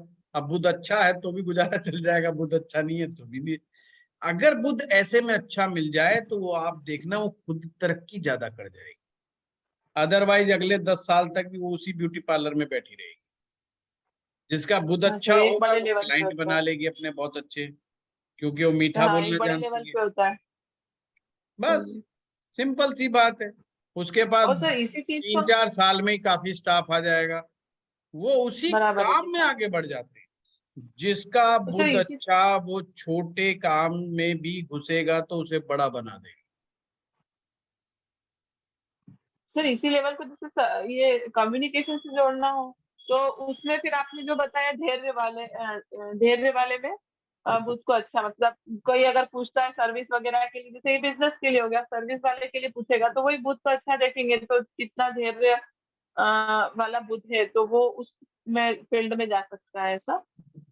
जी जी, जैसे मैं धैर्य रखता हूँ, अगर धैर्य की बात आए ना तो मेरी जी सूरत सर। एकदम आपके दिमाग में आनी चाहिए, है ना। आप देखो हमारी क्लास में आप तो चलो कम हो, कोई इधर से कोई इधर से कोई इधर से, कई तो लिख रहे होते हैं, ज्ञान झाड़ रहे होते हैं। ये यूं ये यूं ये यूं, उनसे पूछ लो उनकी हालत खराब हो जाएगी। पर मैं फिर भी बेइज्जती नहीं करता, देखो कितना बड़ा धैर्य है। मैं मुझे पता है कि वो कुछ नहीं आता, उसको कद्दू चंद है, पर मैं फिर भी नहीं बोलता उसको, बड़े प्यार से आराम से, इसे ही धैर्य कहते हैं। हंस हंस के आराम आराम से काम करते रहते हैं। तो बस कभी भी धैर्यवान पुरुष की अगर बात समझ में ना आए तो मेरी सूरत आपके दिमाग में आ जानी चाहिए। नहीं, आपसे एक कदम ये बात मेरी धर्म पत्नी भी कहती है, और जब धर्म पत्नी जिस बात को वेरीफाई कर दे, क्योंकि वो करती नहीं है वेरीफाई, अगर अच्छी बात को वेरीफाई कर दे तो समझ लेना चाहिए कि हाँ मामला ठीक है, यानी ये बात को माना जा सकता है। तो वो भी कहती है तुम में धैर्य है, ये तो तुम्हारी ही हिम्मत है, हम तो लड़ मरे फलाने से, तुम जो है फिर भी हाँ हाँ हाँ हाँ करते रहते हो। समझ रहे हो। दूसरी वाली क्लास में गुरुजी आपसे एक कदम आगे ही चल रहे होते हैं। आप जो बोल रहे होते हैं नीचे मैसेज में एक स्टेप और आगे चल रहे होते हैं। गुरुजी ये भी हाँ, बताइए। अच्छा कितना समझा लो उनको कि भाई थोड़ा धैर्य रख लो, एक थोड़ा पूरा सेशन मुझ आपने पे इसी पे लिया है। मुझे विश्वास कर लो भाई, मैं तुम्हें सिखा दूंगा। अच्छा, और ये हर कोई मानता है कि इसके जैसा बंदा नहीं मिला मुझे, ये हर कोई मानता है। क्यों? क्योंकि मुझे फोन करके कहते हैं, वो मुझे वो बताते हैं अपनी स्टोरी की हम वहां से सीख के आए वहां से सीख के आए। 100 में से 100% लोग मानते हैं कि बंदा बहुत सही मिला है, पर फिर भी चतुराई दिखाएंगे। अब वो चतुराई नहीं दिखा रहे, उनकी बुद्ध की खराबी है, क्या करूंगा। मुझे तो पता है या तो बद मंगल बद पड़ा हुआ है या बुद्ध गड़बड़ पड़ा हुआ है। अब इनका तो धीरे धीरे ही आएगा मामला, सेटिंग में जब आएगा। इनसे झगड़ा एक करके भी कोई फायदा नहीं, झगड़ा करेंगे तो उल्टा मेरा ही नुकसान है। क्या नुकसान है, भाग जाएंगे। एक सर पूरा एक चीज और सेशन 1.5 घंटा आपने पूरा इस बात पे एक लगाया उस कोर्स में, यही चीज समझाने के लिए कि पेशेंस रखो।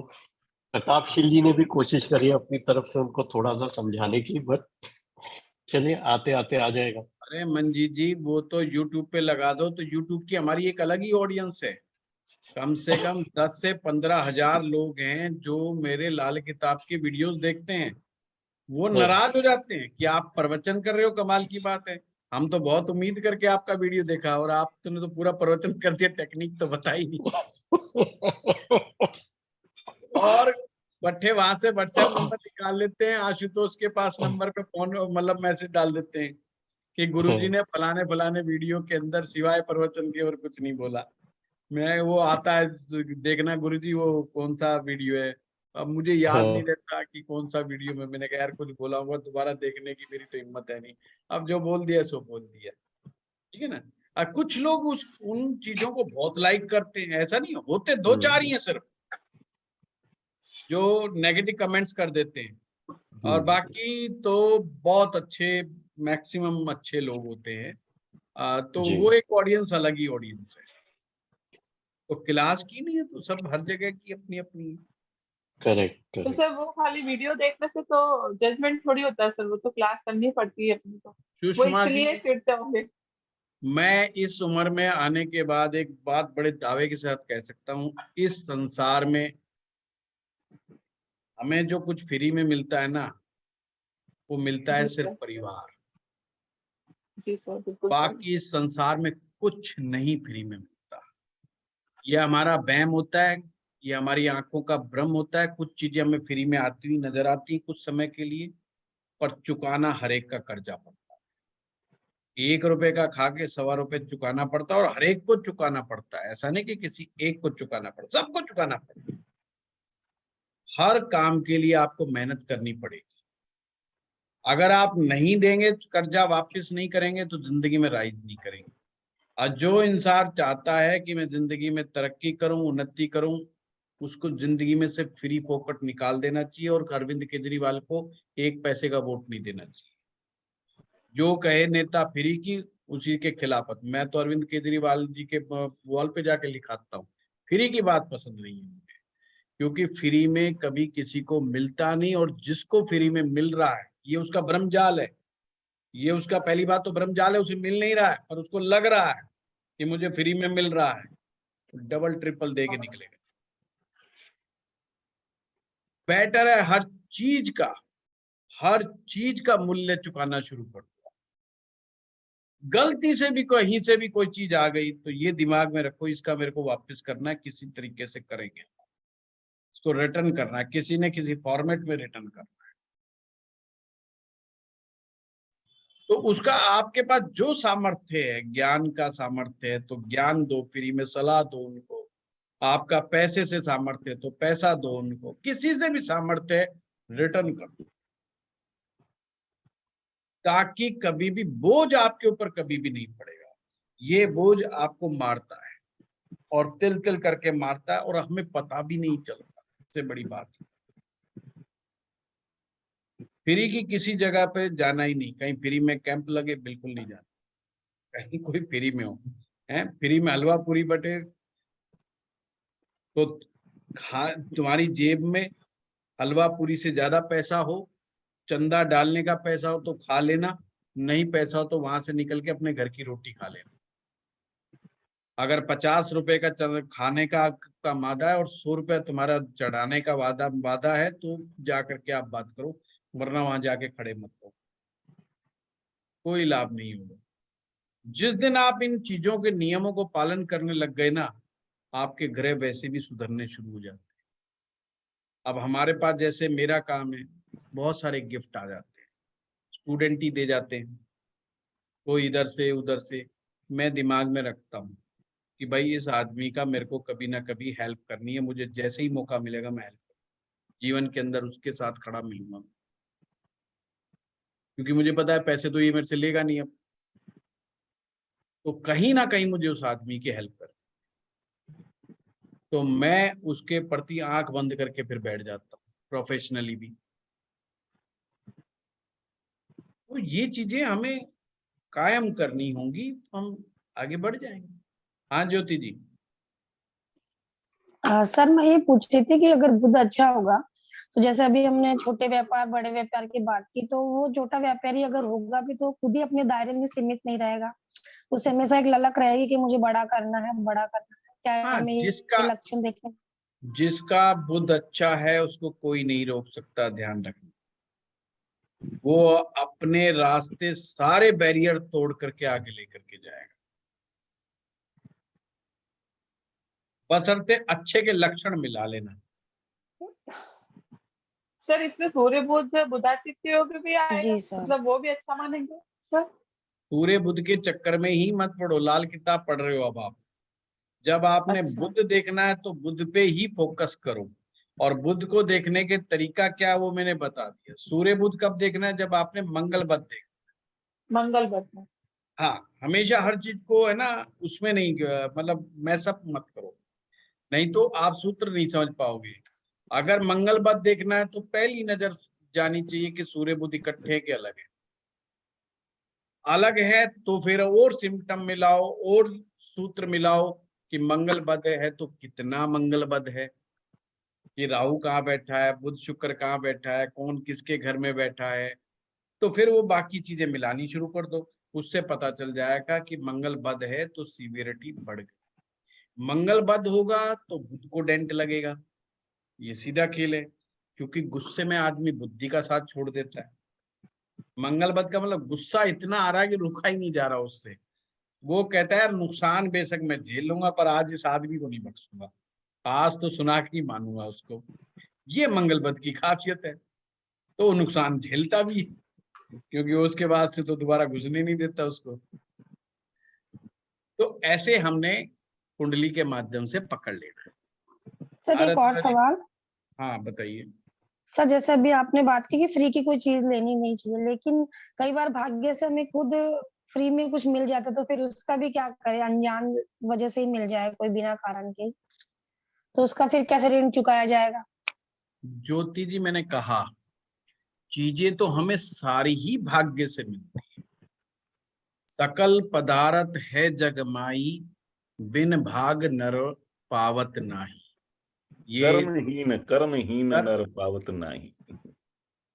हम जो भाग्य से जोड़ देते हैं इसको। बिन भाग नर पावत नाही। वैसे अरविंद जी ठीक कह रहे हैं, कर्महीन नर पावत नहीं। तो भाग्य के बगैर तो इस संसार में कुछ नहीं मिलता। अगर हमें प्रॉपर्टी मिल गई, हमें अचानक से धन मिल गया, सारी चीजें भाग्य की देन है, पर हमें चुकाना है। आपको औलाद मिली, औलाद का कर्जा तो हर कोई चुकाता है, उसी के लिए मर रहे हैं हम, तिल तिल करके मर रहे हैं। मैक्सिमम जी लोग सर। अपने परिवार के लिए मर रहे हैं, तिल तिल करके जो मर रहे हैं। परंतु माँ बाप से जो मिलता है, पंगा यहाँ फंसता है। तो हम माँ बाप के लिए क्या कर रहे हैं, वो मेन इंपॉर्टेंट, उन बातों पर फोकस करना चाहिए। प्रॉपर्टी मिली है अच्छी बात है, आप उनके एवज में कुछ ना कुछ करो। मैंने कहा देखो, ये माया का ब्रह्म जाल है कि हमें लगेगा कि हमें पॉकेट में मिल गया, फ्री में मिल गया, पर मिलता नहीं है, मिलता हुआ फील होता है। अगर हम उस फीलिंग में ही रह गए कि पॉकेट में मिल गया, ये तो हमारा है, फिर उस चीज का मामला कहीं ना कहीं सुलटाना। इस चीज को समझ लीजिए। हाँ रत्ना जी। आपने एक बहुत पहले बताया था कि अष्टम भाव में बुध जो है, मतलब वो जो जिसका भी है वो बहुत एफर्ट करता है। जनरली लोग अष्टम भाव के बुध को अशुभ या बुराई मानते हैं, चाहे वो सूर्य साथ हो या ना हो। लेकिन आपने एक बार बताया था, तो वो मुझे रीजन जानना था कि किस वजह से था कि वो रत्ना जी, मैं एक ऐसा अध्यापक हूँ जो बिल्कुल भी ऐसे नहीं पढ़ाता कि ग्रहों को ऐसे याद कर लो कि 8वें में हो तो 9वें में हो तो कैसे हो। मैं हमेशा टेक्निक के ऊपर बात करता हूँ, और एस्ट्रो पाठशाला की नींव जब रखी तो ये दिमाग में था कि मैं टेक्निक के ऊपर बात करूंगा, और इसीलिए मेरे वीडियोस में भी आप पीछे जाकर के देखेंगे, मेरा फिलोसफिकल पार्ट होता है और प्लस टेक्निक होती है। नहीं सर, पर काल पुरुष की मैं कुंडली तो लगाएंगे कई ना बार काल स्टूडेंट के मन को रखने के लिए कुछ समय के लिए करवा देता हूँ, फलाना ग्रह फलाने भाव में, फलाने ग्रह फलाने भाव में, ताकि उनका मन रख लूं मैं। बाकी वो सीखने का और सिखाने का तरीका नहीं है। बुध 8वें में खराब होगा या नहीं होगा, लाल किताब कहती है बुध कहीं पर भी बैठा हो, तरीका वही है चेक करने का।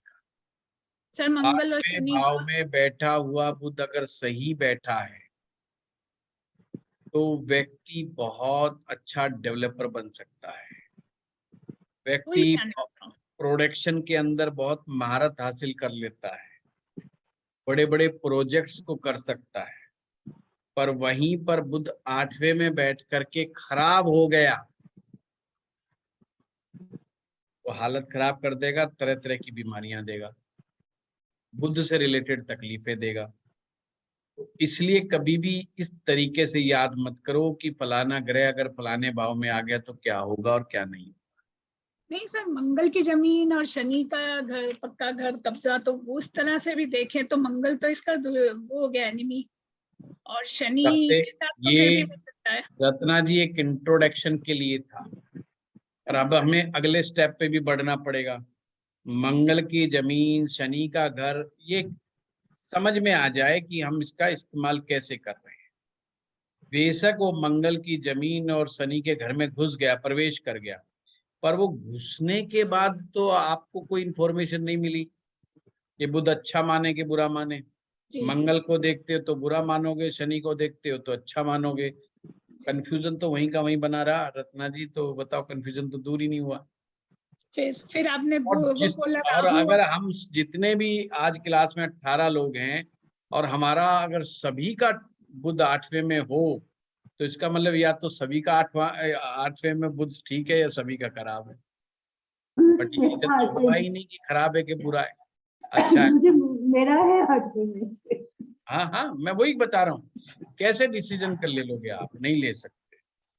फिर बुध का डिसीजन वैसे ही लिया जाएगा जैसे मैंने आपको बताया है, और उस तरीके से डिसीजन लेकर के देखो, आपको पता लग जाएगा कि हाँ बुध मेरा अच्छा है कि बुरा है। और फिर शुक्र अच्छे और बुरे, हाँ बिल्कुल, शुक्र से देखो, शुक्र से आगे है कि पीछे है, कहाँ पर है, वहां से तुरंत पता लग जाएगा, वो इतला देगा। बुध आ गया। बुध आके तो बुध कमजोर हो गया, सिंपल सी बात है। अब फाइनल मोहर लगानी है तो गुरु और राहु को पकड़ लो, गुरु राहु, बस गुरु राहु। अगर इन्होंने भी कह दिया जी मामला गड़बड़ है, तो फिर रियल में ही बुध गड़बड़ है, और फिर बुध उसको है कोई नहीं बचा। कंबस्ट, अगर वैदिक से देखें तो कंबस्ट है। अब वो है अलग बात, देखो मतलब वो आ कहानी गया नहीं मानी फाइनली कि थी खराब ही है बुध है। फाइनली फिर यही आ गया कि बुध खराब ही है। अगर गुरु और राहु ने साथ नहीं दिया तो ये मानना ही पड़ेगा बुध गड़बड़। फिर फिर इसके लिए उसकी, क्या करेंगे? हाँ फिर उसकी उम्र देखनी पड़ेगी।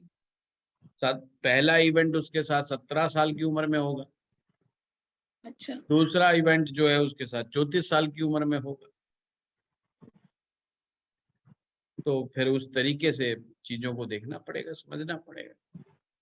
इवेंट मतलब सर घटना हो ना? हाँ, घटना का मतलब देखिए, जो बुध होता है 17 साल की उम्र में बुध, और 19 वर्ष की आयु में राहु अफेयर दे देता है, पे सिर पैर का। 17 साल की उम्र में कभी कभी एक तरफा या बेवकूफी वाला अफेयर, और 19 वर्ष की आयु में सीरियस अफेयर, और वो राहु के द्वारा आता है। फिर गुरु को चेक करेंगे। हाँ, वो तो फिर अलग अलग टेक्निक्स हैं इनकी। तो 34 वर्ष में भी अफेयर देंगे? क्या होगा? 34 साल में भी अफेयर देंगे, इस तरीके से नहीं देखेंगे नहीं, इवेंट? 34 साल में अफेयर नहीं देंगे। 17 का।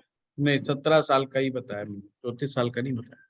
तो सर मैंने कहा फाइनल इसका उपाय 34वें क्या साल होगा? के अंदर इवेंट जनरेट होगा। इवेंट का मतलब हेल्थ खराब हो सकती है, कोई नौकरी बदली जा सकती है, उसमें कई इवेंट्स।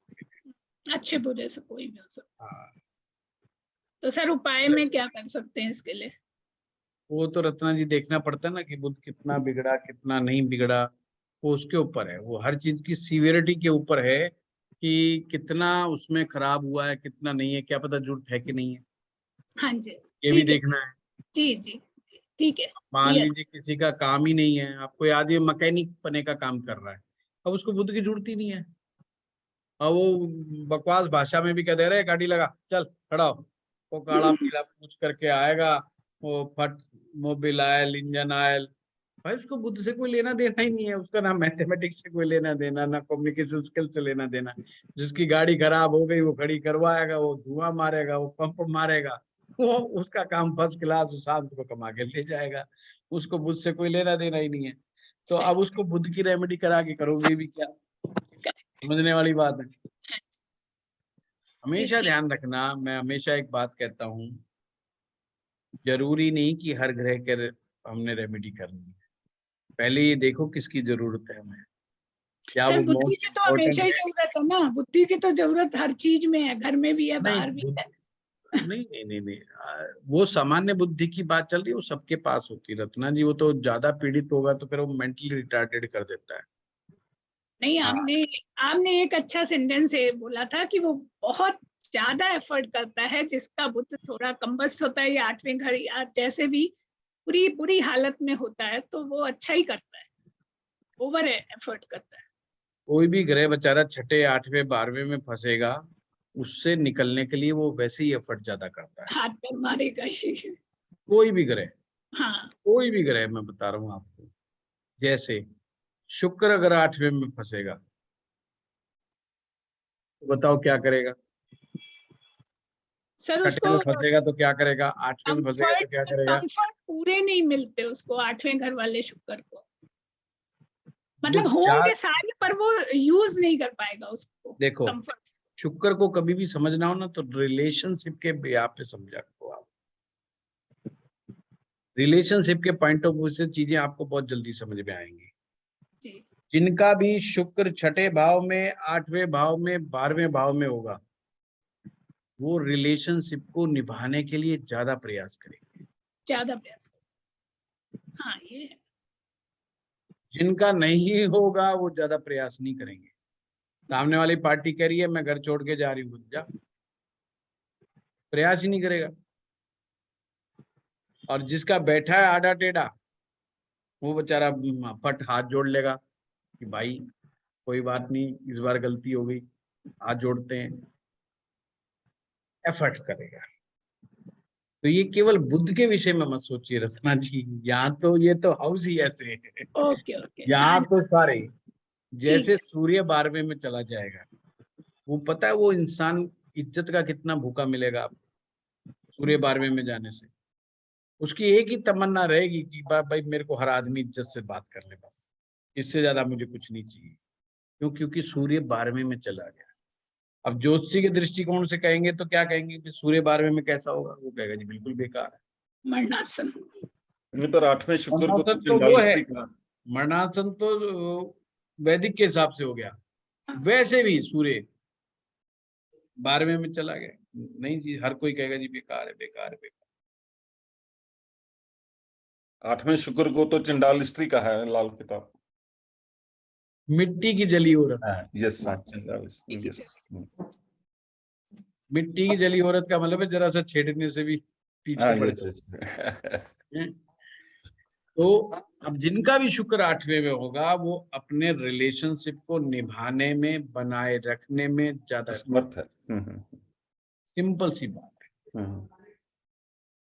ठीक और शुक्र ग्रह हमेशा अपोजिट से समझना चाहिए। जैसे लाल किताब का सूत्र मैं बता दूं, अगर कोई पुरुष है तो उसकी पत्नी या प्रेमिका का स्वभाव कैसा होगा ये शुक्र डिसाइड शुक्र करेगा। बताइए। Yes sir. अगर वो 8वें में बैठा है तो फिर मिट्टी की जली औरत वाला फार्मूला लग जाएगा, पर वो उसके ऊपर लगेगा। हो सकता है उसका खुद का स्वभाव बहुत अच्छा हो, पर उसके जीवन साथी का, उसकी पत्नी के स्वभाव में गड़बड़ी मिलेगी। ऐसे चीजों को समझना। सर बिल्कुल सही। हाँ सुषमा जी कहाँ गई? हाँ सुषमा जी बताओ। सर बिल्कुल सही बोला आपने, शुक्र 8वें में हमारे हस्बैंड का है। ओ माय, हमारी ऐसे फिर नहीं बोलना चाहिए, फिर बात वापस। अभी इन्वेस्टिगेशन नहीं और सर, करनी पड़ेगी। नहीं सर, मतलब हम बता रहे हैं कि हाँ हम बोलते हैं सर उनको ऐसा, मतलब बोल देते हैं गुस्से में ऐसा, मतलब और वो सुन लेते हैं सर। आप पर ये फार्मूला मत बताना आप उनको नहीं सर, ये आपने समझ लिया ना कि सर क्यों कि लाल नेचर किताब में ऐसा हमारा लिखा है। अच्छा है। नहीं सर, हम यही सोचते थे हमेशा, नेचर अच्छा है, किसी से ऐसा नहीं है सर, किसी के ऊपर भी कभी ऐसा जोर से नहीं, पर उनके ऊपर पता नहीं क्यों हो जाता है। कोई बात तो गुरुजी ये जैसे अभी आपने बताया कि किसी के भी मेल के चार्ट में यदि हमें नेचर जानना है तो वीनस से हम जान सकते हैं, जी शुक्र से, तो जी जी। फीमेल में भी हम उसकी जान सकते हैं। पत्नी का स्वभाव या गर्लफ्रेंड का स्वभाव जिसके साथ 6 साल से ज्यादा का रिलेशन हो गया हो। और यदि हम ऐसी फीमेल के चार्ट में भी हम इसी तरीके से मेल का नेचर जान सकते हैं, बिल्कुल बिल्कुल बिल्कुल दोनों के वीनस से चार्ट ही में, देखो। दोनों के चार्ट बिल्कुल। में। अच्छा, लाल किताब कहती है पति भी शुक्र पत्नी भी हाँ, शुक्र, पत्नी भी शुक्र। वहां सर गुरु मेरे का और हाँ, उसका कंसेप्ट नहीं है। तो गुरुजी यदि किसी के चार्ट में शुक्र और मंगल साथ में बैठा हो मेल के चार्ट में, तो पत्नी हाँ का नेचर हम गुस्सैल बता सकते हैं। हाँ बिल्कुल 101%। अगर किसी पुरुष की कुंडली में मंगल और शुक्र एक साथ बैठे हैं तो पत्नी का स्वभाव गर्म मिलेगा ही मिलेगा। चाहे वो आप 12वें भाव उसकी में क्यों कहीं ना पे भी बैठा हो। बैठे हो। कहीं बैठ जाए, कहीं बैठ जाए, उसका स्वभाव गर्म मिलेगा। उसको पित्त से संबंधित शारीरिक तकलीफें मिलेंगी पत्नी को बेचैनी मिलेगी, लड़ाई झगड़ा खूब करेगी, और मंगल शुक्र वाले को बहाना मिल जाएगा दूर भागने का। और गुरुजी 12वें भाव में जैसे शुक्र अच्छा हो जाता है तो फिर वो नेगेटिव हो जाएगा शुक्र वहां पे जाके, क्योंकि मंगल के साथ हो गया। शिवांगी जी ध्यान रखना, 6, 8, 12 में कोई अच्छा नहीं होता। अच्छा वो किस कॉन्टेस्ट में कहा गया है उसको समझना। 12वें भाव में जो शुभ ग्रह बैठते हैं, शुभ ग्रह का मतलब है जैसे गुरु हो गया, गुरु शुक्र शुक्र हो गया, है ना, उच्च का चंद्रमा हो गया। ये जो शुभ ग्रह की जो बात आती है, ये 12वें भाव में सिर्फ किस मैटर में अच्छे रहते हैं कि रात के समय पति पत्नी झगड़ा नहीं करते, मार पिटाई नहीं करते, रिलेशन को निभा के चलना चाहते हैं और रात को झगड़ा नहीं करना चाहते। पर इसके अलावा 12वें भाव में अगर मंगल बैठ गया, शनि बैठ गया, राहु बैठ गया, तो वो रात की परवाह नहीं, उनके झगड़े अक्सर रात में होते हैं। रात हुई नहीं कि झगड़ा शुरू नहीं हुआ, पति पत्नी का वहीं से झगड़ा शुरू। रात होते साथ ही आप उन लोगों की कुंडलियों में देख लो 12वें भाव में कौन बैठा है। अगर मंगल बैठा है, शनि बैठा है, राहु बैठा है, केतु बैठा है, कोई भी इनमें से बैठा हुआ, पति पत्नी के अंधेरा सूर्य हुआ नहीं और मुंह बनाना शुरू नहीं, और जितनी रात बढ़ती जाएगी दब के झगड़ा। अब आपको समझ में आ गया कि शुक्र को अच्छा क्यों कहा। शुक्र को सूर्य भी 12वें में बैठेगी तो ये सिर्फ मानेंगे। इतना अच्छा इसलिए कहा कि रात के समय प्रेम संबंध बनाने के लिए ये ग्रह बहुत ज्यादा मददगार है। गुरुजी जैसे एक पॉजिटिव और एक नेगेटिव बैठा है तो बैलेंस होगा फिर उस जगह पे हम देखना ऐसे। पड़ेगा कि जो बैलेंस कर रहा है वो बैलेंस ही कर रहा है या सामने वाले को पीछे खड्डे में डाल दिया। समझ ना बात को, तो ये बड़ा ध्यान रखना पड़ेगा। और गुरुजी वो कैसे देखेंगे खड्डे में वो तो डालना। देखना ही पड़ेगा कि भाई ग्रह कैसा है कैसा नहीं जो साथ बैठा हुआ है, केवल सर अभी बैलेंस। सूर्य भी बैठे फिर हम तो मंगल देख आपने जो लेंगे अभी ना, फिर हम बताया मंगल देख कि लेंगे ना अशुभ गुरुजी, ग्रह यहाँ पे बैठेंगे। मंगल बद नहीं हुआ, मंगल सही हुआ। मंगल बद देखो, मैंने कहा हर एक को है ना, आप अलग अलग इंडिपेंडेंट तरीके से देखो। मंगल बद जब देख रहे हो तो मंगल बद ही देखो एक टाइम में, ताकि आपको कंसेप्ट क्लियर हो जाए कि ये आदमी पहले है ना 5-7 दिन प्रैक्टिस करो मंगल बद की। जो बंदा आए कुंडली में सबसे पहले मंगल बद ही देखो आप, मंगल बद से रिलेटेड ही बातें करो आप, आपकी प्रैक्टिस हो जाएगी, आप उसको ढंग से समझने लग जाओगे मंगल बद होता क्या है। बुध को देख रहे हो तो फिर बुध को ही देखो 5-7 दिन 10 दिन, फिर देखो आपकी प्रैक्टिस कितनी अच्छी होती है। उससे बुध से रिलेटेड ही बात करके देखो, आपको बुध के लक्षण समझ में आने लगेंगे। इस तरीके से करोगे तो चीजें बड़ी समझ में आ जाएगी, अदरवाइज तो दिक्कत हो जाएगी। मैं जितना मर्जी आसान करके समझा लूं समस्या रहेगी। 3 भाइयों के में एक का बुध उत्तम है, एक का बुध नीच है, एक का बुध हल्का है, तो उसकी बहन के ऊपर कैसे इफेक्ट का पता चलेगा? ये जो अरविंद जी ना, ये बड़ी आसान चीज होती है। ये जो 3 चीजों का समझना है ना। हाँ आपने 3 भाई पकड़े। हाँ जी, एक का उच्च तो हो गया, एक का नीच हो गया। एक का उच्च का हो गया, एक का नीच हो गया, कमजोर हो गया, हाँ। एक का नीच का हो गया। हाँ जी हाँ जी। अब ये बुध अगर ये पुरुष हैं, जैसा आपने बताया 3 भाई हैं, हाँ। तो उनके लिए बुध कौन हो गया? उनकी बहन हो गई है। हाँ जी हाँ जी। बहन हो गई है तो उच्च का देखो, बड़े ध्यान से उसको समझो कि कौन सा ग्रह उसको देख रहा है। अच्छा। दूसरी बात, अब हमें शक ये है कि जो उच्च वाला है ना, बहन तो उसकी भी वही है सेम। हाँ जी, हाँ जी, हाँ जी। बहन तो उसकी भी वही है, तो बुध उच्च वाला है, ये तो उच्च वाले के हिसाब से बहन अच्छी होनी चाहिए। हाँ जी, हाँ जी। इन सब के बुध में कुछ ना कुछ प्रॉब्लम मिलेगी ही मिलेगी तीनों में। अच्छा। दूसरी बात, बहन की तकलीफ देखो सबसे पहले।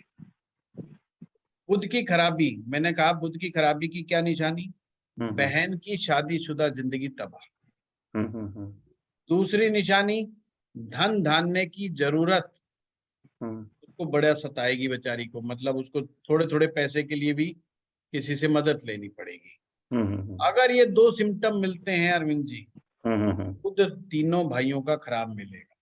ठीक है सर, थैंक यू अगर सर। ये दो चीज नहीं मिलती हैं, हाँ हाँ हाँ। मतलब कि यार शादी है पर चल रही है, साल 1.5-2 साल में कभी एक बार कंप्लेंट आती है, पर कोई खास नहीं, पैसा जीजा अच्छा कमा रहा है, पैसे की बहन को कोई दिक्कत नहीं है, तो तीनों भाइयों में थोड़ा बहुत ऊपर नीचे वेरिएशन हो सकता है बुध में। फिर हमें देखना यह है कि बुध को किसकी मदद मिल रही हो, वो भी पॉइंट देखना है हमें। तो इनमें आप जब तीनों का पाएंगे ना, तो बड़े आराम से वो चीज मिल जाएगी। समझ गया sir, thank you sir, thank you very much, thank you sir, thank you sir. Sir मुझे एक चीज एक भाई पूछनी है। हो गया? हाँ सुषमा जी। सर भाई एक और उसकी दो बहनों में से एक बहन अच्छी और एक दुखी हो, तो सर फिर उसका भी बुध हम खराब मानेंगे? हाँ एक देखो, को कोई खराब प्रॉब्लम क्यों मानना है? खराब नहीं मानना, पहले चेक करना है, ऐसे नहीं मानना।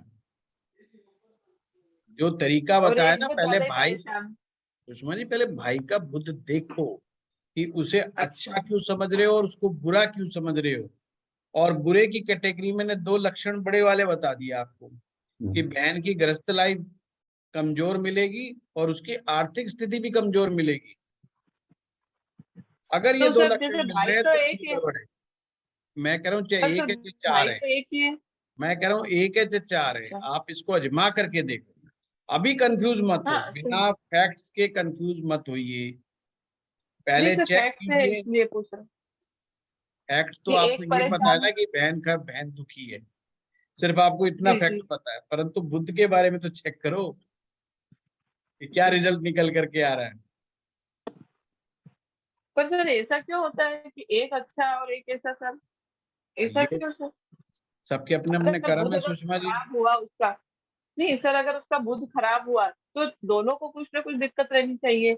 नहीं सर, हमने प्रैक्टिकल लाइफ में देखा, इसलिए पूछ रहे थे आपसे, और कुछ सुषमा जी हम तो रोज देखते हैं प्रैक्टिकल लाइफ। जी। परिवार की जो जड़ें होती हैं ना, ये आपस में एक पेड़ के ऐसे गुथी रहती है। यस, बुद्धि हुई। तो ये हमारे ना फैमिली का वो चीज गुथी रहती है। जैसे मैं आपको सच बताऊं, जब मैं 32-33 साल की उम्र में आ गया, तो हमारे पास मार्केटिंग वाले भी आ जाते थे, सेल्स वाले भी आ जाते थे, बहुत सारे लोग आ जाते थे। तो इतने सारे लोगों के से बात करने के बाद हमें ये चीज समझ में आई कि भाई व्यापार हमारे डीएनए में ही नहीं है।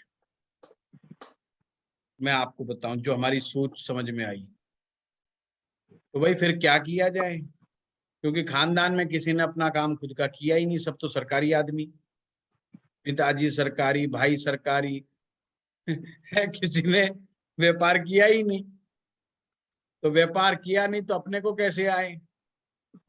तो हर आदमी कहे कि आप में प्रतिभा तो है पर आप आगे नहीं जा पा रहे।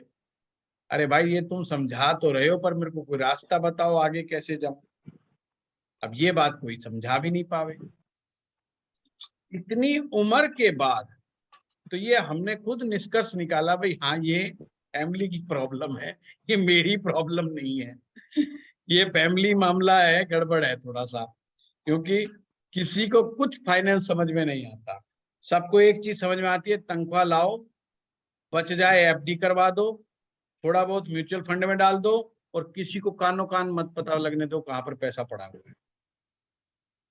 ये 2 फिलोसफिकल सूत्र है धन के, इससे ज्यादा पंगे में मत फंसो। बाल जब बिल्कुल सफेद हो जाए या उड़ जाए तो मकान बना लो, कुछ ज्यादा पैसा आ जाए गाड़ी तो लेनी नहीं है भूल करके भी। तो कहने का ना उनके कंसेप्ट ही क्लियर हैं, बिल्कुल अलग तरह के। अब वहां से आप क्या फाइनेंस समझ करके आओगे व्यापार का, नहीं समझ आओगे। तो मैंने दोबारा से सीखना शुरू किया कि काम कैसे बढ़ाएं अपना आगे। उसके लिए मैंने प्रोफेशनल कोर्स करे, आप हंसोगे, और इतने महंगे वाले कोर्स किए कि मैं बता नहीं सकता आप लोगों को, इतने महंगे। मैं तो कभी उस फीस की कल्पना भी नहीं कर सकता, कभी ज्योतिष लाख लाख रुपए के कोर्स, आप ये देख लो।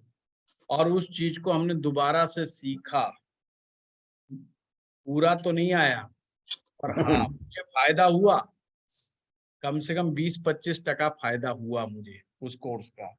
ये फायदा हुआ, मेरे कंसेप्ट क्लियर हुए, ये काम धंधे होते कैसे, और मैं समझने लगा कि लोग जो काम धंधा करते हैं वो कैसे करते हैं, और हम पीछे कैसे और लोग आगे कैसे। तो धंधा जो है ना, एक कला है, एक आर्ट है, वो हर किसी को आती नहीं है। नहीं आती देख करके तो बिल्कुल नहीं आती कि फलाना कर रहा तो तू भी कर ले। और हमारे देश में ये बहुत अच्छा, फलाना कर रहा तो तू भी कर ले। अरे कर कैसे ले, तो सीखनी पड़ेगी भाई, ये तो सीखनी पड़ेगी। इसको काम को आगे बढ़ाना तो बहुत आगे जाना पड़ेगा, तो ऐसी थोड़ी ना आ जाएगी। उसके लिए इन्वेस्टमेंट करनी पड़ेगी, इन्वेस्टमेंट के बगैर बात बनेगी नहीं। तो लोगों को नहीं मालूम होता चीजों का। तो ये तो परिवार है ना, ऐसे गुथा हुआ होता है। और मेरे दोनों भाई मुझसे ज्यादा पढ़े लिखे हैं, पर उनके साथ बात कर लो वो कहेंगे भाई तुझे या ज्यादा अकल है। मतलब वो बेचारे मुझे मानते ही ये ज्यादा समझदार है, तो उनकी पढ़ाई का भी फर्क मेरे ऊपर नहीं पड़ता। मतलब मेरे को उनसे ये भी मदद नहीं मिल रही कि मेरे से ज्यादा पढ़े लिखे तो मुझे कोई बेचारे कोई टिप दे जाए, क्योंकि वो कहते हैं यार तुम ही ज्यादा एक्सपर्ट हो। नहीं, आपकी प्रोफेशनल क्वालिटीज तो बहुत अच्छी हैं सर। हाँ, मतलब इसमें नो डाउट। मैं लिटरली सीखा हूं मैं। आपको जब मैंने अंदाजा लगा लिया कि इतने साल हो गए खींचते खींचते तो कमियां कहाँ पर हैं, तो मुझे लगा कि रियल में मुझे किसी प्रोफेशनल आदमी की हेल्प लेनी चाहिए, क्योंकि मैं बिना किसी प्रोफेशनल आदमी के हेल्प के घुस तो गया इसके अंदर। Yes sir. कभी हेल्प नहीं मांगी, क्योंकि मुझे सब्जेक्ट की तो नॉलेज थी, बाजार की नहीं थी। मेरे लिए कभी प्रॉब्लम नहीं रहा। पर प्रॉब्लम ये रहा काम कैसे आगे बढ़ाऊं, उस बात को कभी सीखा ही नहीं। अपने को तो सीधा पता था कोई आया जो पैसे दे गया, आपने रख लिया, परिवार चला लिया। पर इससे आगे कैसे ले जाना ये तो बिल्कुल ही आइडिया नहीं। रचना जैन जी यहाँ बैठी हुई हैं, ये मुझे बहुत पहले से जानती हैं, तो इन्होंने तो मेरा संघर्ष भी देखा है, बहुत शुरुआत भी देखी है, बहुत कुछ देखा है इन्होंने, तो जानती। मेरे तो स्टूडेंट मेरी फीस जो टंगा होता था ना उसको गुस्से में आके फाड़ के फेंक जाते थे, दूसरा चिपका जाते थे, मैं फीस नहीं बढ़ाता था। और एक्चुअली में मैं खुद सोच में पड़ा रहता था, कोई यार कैसे देगा 500 रुपए, कैसे देगा बेचारा फीस 500 रुपए, वो कैसे निकालेगा 500, मैं ऐसे सोचता था। मैक्सिमम टाइम मेरी फीस मेरे स्टूडेंट बढ़ा के गए। आज भी जो मैंने फीस रख रखी है मेरे स्टूडेंट की रखी हुई फीस, आप हंसेंगे मैंने अपने आप से तो अपनी फीस भी नहीं तय करी है। तो प्रोफेशनलिज्म कैसा था समझ गए होंगे आप। गुरुजी सर ये किस तरह की कभी समझ सकते हैं सर, ये इमोशनली जो ये चीज सर, ये अपन किस ग्रह की वो समझ सकते हैं जो आपको ये मतलब पैसे ना कमाने के लिए उस पे सर आपने जो जिस पे अभी फोकस किया। पैसा कमाना बहुत चाहता हूँ सुषमा जी, ये ब्राह्मण होने का डीएनए है जी। मैं वही चीज जो अभी अरविंद जी ने बोल दी, जो करेक्ट बात बोल दी, बिल्कुल ब्राह्मण जो ब्राह्मण होने का डीएनए, वो समझ से बाहर है अपने। वही नहीं, वो चीज नहीं गुरु अच्छा होने का साइड इफेक्ट नहीं, इसके हाथ में दान है, दान जी, दान है, लेना नहीं है। ये दिक्कत बड़ी भारी है।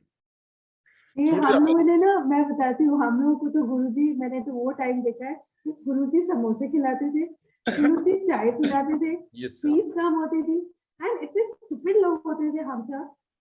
वो समोसे खिला रहे हैं, पैसे दे रहे हैं, शर्म नहीं आती थी लोगों को? खा रहे थे बैठ के, अपने आप से भी तो खिलाने का मद्दा रखूं। एक बड़ी बात गुरुजी ने कभी बोला ही कि भाई क्या बड़े बड़े खुश स्टूडेंट्स बोलते थे, गुरुजी आज ये खाएंगे, हाँ जी आज ही खाएंगे। Imagine, it was too much. मैंने तो बहुत बारी इन बारे में गुरुजी से बोला। कई तो फीस नहीं दे के जाते थे, 6-6 महीने पढ़ लेते थे, और मेरी तो इतनी भी हिम्मत नहीं होती, भाई पैसे तो दे जाओ। मेरे साथ भी हुआ है गुरुदेव, कम से कम चाय और समोसे के पैसे समझ के दे जाओ कि जो खाया पिया वही। नहीं, ये मेरे साथ भी हुआ है। मुझे भी हमारे कई जो स्टूडेंट बड़े नाराज हो जाते थे, रचना जी नाराज हो जाती थी, उधर से पोषक अग्रवाल बड़ा नाराज होता था, मेरे से लड़ता था कि गुरुजी आपके नहीं बस की बात, तो मैं कलेक्ट कर लेता हूँ, मैं स्टूडेंट से कहता हूँ। वो कह भी देते थे कई बार, तो रचना जी भी कह देती थी, पर कहने का मतलब ये था कि वो चीज हमें की नहीं। और वो क्यों नहीं थी, तो वही एक जो अरविंद जी ने रीजन बता दिया। और फिर वो चीजों को हमें समझा कि व्यापार जो होता है ये बिल्कुल ही अलग आयाम की चीज है। ये इस तरीके से चलता ही नहीं जैसे मैं चला रहा हूँ, उस तरीके से नहीं चलता। तो चेंजेस आए हैं, तो काफी अच्छे चेंजेस आए, पॉजिटिव चेंजेस आए, और उसका सुपरिणाम भी प्राप्त हुआ है। गुरुजी देखिए, हम कितने टाइम बोलते थे किसी को ला दीजिए जो फीस मांगे, तो ये जो आशुतोष जी है नहीं हमारे, मुझे कितनी सलाह इन लोगों ने दी थी कि भाई एक बंदा रख लो कोई जो फीस कलेक्ट करे। और आप सोचिए, मेरे पास ऐसा नहीं कि लोग नहीं थे, मेरे पास 25-30 आदमी हमेशा रहे, परंतु एक बंदा नहीं रखा जा रहा था, मेरा पर्सनल असिस्टेंट। ये आशुतोष बाकी दुनिया भर की चीजें मैं रख लेता था, दुनिया भर के खर्चे कर लेता था, है, परंतु एक पर्सनल असिस्टेंट नहीं रखता था। और हर स्टूडेंट, मुझे बहुत लोगों ने कहा कि आप रखो, और मैं सोचता ही रहता था। कभी मैं सोचता आदमी रखूं, कभी सोचता लड़का रखूं, कभी लगता था लड़की रखूं। इसी अधेर उनमें मैं लगा ही रहता था कि यार रखूं कि ना रखूं। शुक्र की जब दशा आएगी तभी आपको मिलना था ना, शुक्र का कोई लेना देना। मेरी शुक्र की दशा तो शादी तक ही जिम ठीक थी बस। कहने का मेरा मतलब ये था, नहीं मेरा धन से मतलब है सर, और कुछ नहीं है शुक्र से मतलब। ना धन तो मुझे दिया और ग्रहों ने, शुक्र ने धन नहीं दिया। हाँ किस सो इवन गुरुजी जब आपने ऑनलाइन क्लासेस शुरू करी थी 2021 में, आधा सेशन गुजर जाता था और अभी तक भी मैसेजेस चल रहे होते थे जिसने फीस नहीं पे करी है प्लीज फीस पे करिए। पता नहीं कितने भी उनमें से कितनों ने पे किया नहीं किया, बट ये चलता रहता था। और कोई होता तो वो बैन कर चुका होता, ब्लॉक कर चुका होता, क्लास नहीं ले पाता। एक लड़के की मैं तारीफ करूंगा और आप लोग मेरी हिम्मत की तारीफ करोगे।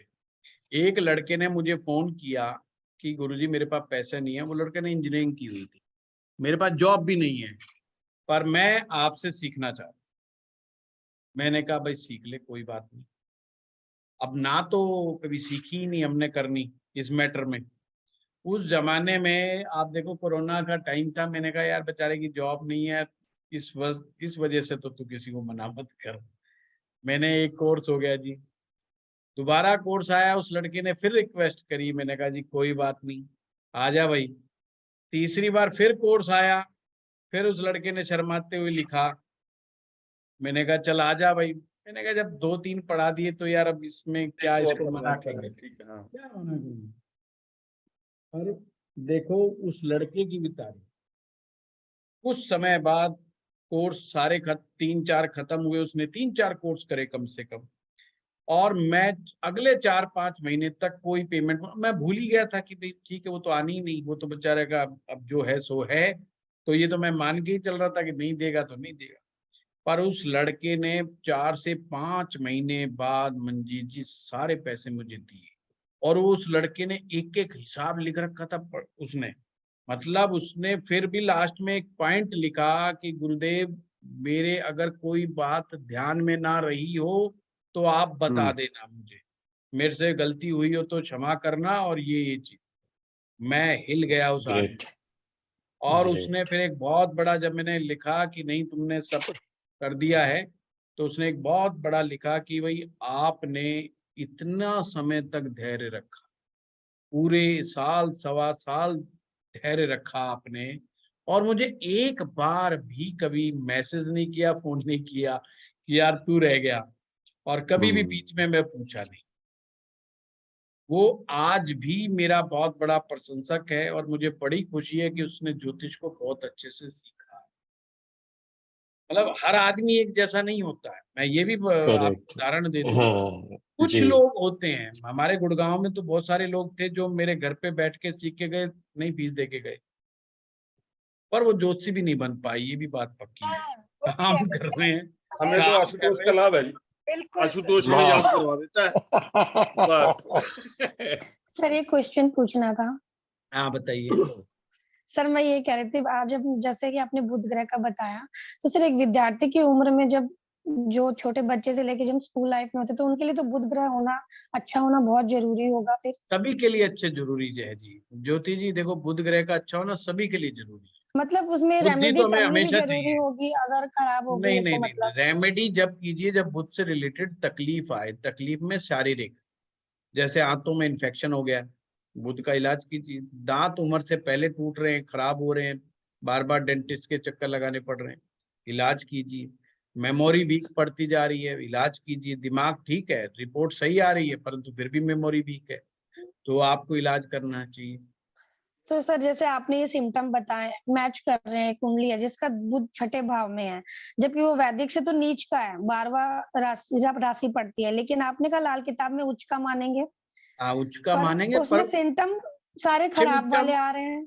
नहीं तो ये देखना है ना कि बुध आगे, शुक्र से आगे पीछे, वो सारा वो मेथड कभी नहीं चूकना, चाहे उच्च का है चाहे नीच का है, करके डिसाइड करूंगी कि वो छठम में अच्छा भाव, अच्छा असर दे रहा है कि नहीं दे रहा है। यस यस यस, हमेशा ये देखो कि ग्रह उच्च का है या नीच का है। पर आज मैं एक कुंडली देख रहा था, गुरु उच्च का था, गुरु उच्च का था, और मैंने कहा ये गुरु की खराबी बहुत ज्यादा है इस गुरु के अंदर, क्योंकि बुध और शुक्र 9वें भाव में बैठे हुए थे, राहु 5वें में बैठा हुआ था, और रियल में गुरु उच्च का ही था मेष लगन की कुंडली में, वैदिक से भी उच्च का था और लाल किताब से भी उच्च का था। जब वो बात समझाने की बात हुई तो मेरी बात बिल्कुल सटीक निकली, जो जो बातें मैंने उनके बारे में बताई। तो लाल किताब हमें बहुत हेल्प देती है अगर हम इसको इस तरीके से समझें। तो सर मैं ये पूछ रही थी, जैसे कि हम इसमें कंफ्यूज नहीं है कि ये वैदिक में तो नीच का है लेकिन लाल किताब में उच्च का है, हमें लाल किताब के हिसाब से जो आपने वो पैरामीटर्स बताए हैं उससे डिसाइड करेंगे? उससे डिसाइड करना है। जैसे अगर सपोज करो बुध अच्छा आ जाता है तो वो उच्च के परिणाम देगा, फिर आपको ऐसे समझना है। यानी कि छठे में अगर वो अकेला भी बैठा है तो भी बहुत बढ़िया रिजल्ट आएंगे उसके। ये छठे में सूर्य और मंगल साथ में है, फिर तो बात ही अलग हो गई।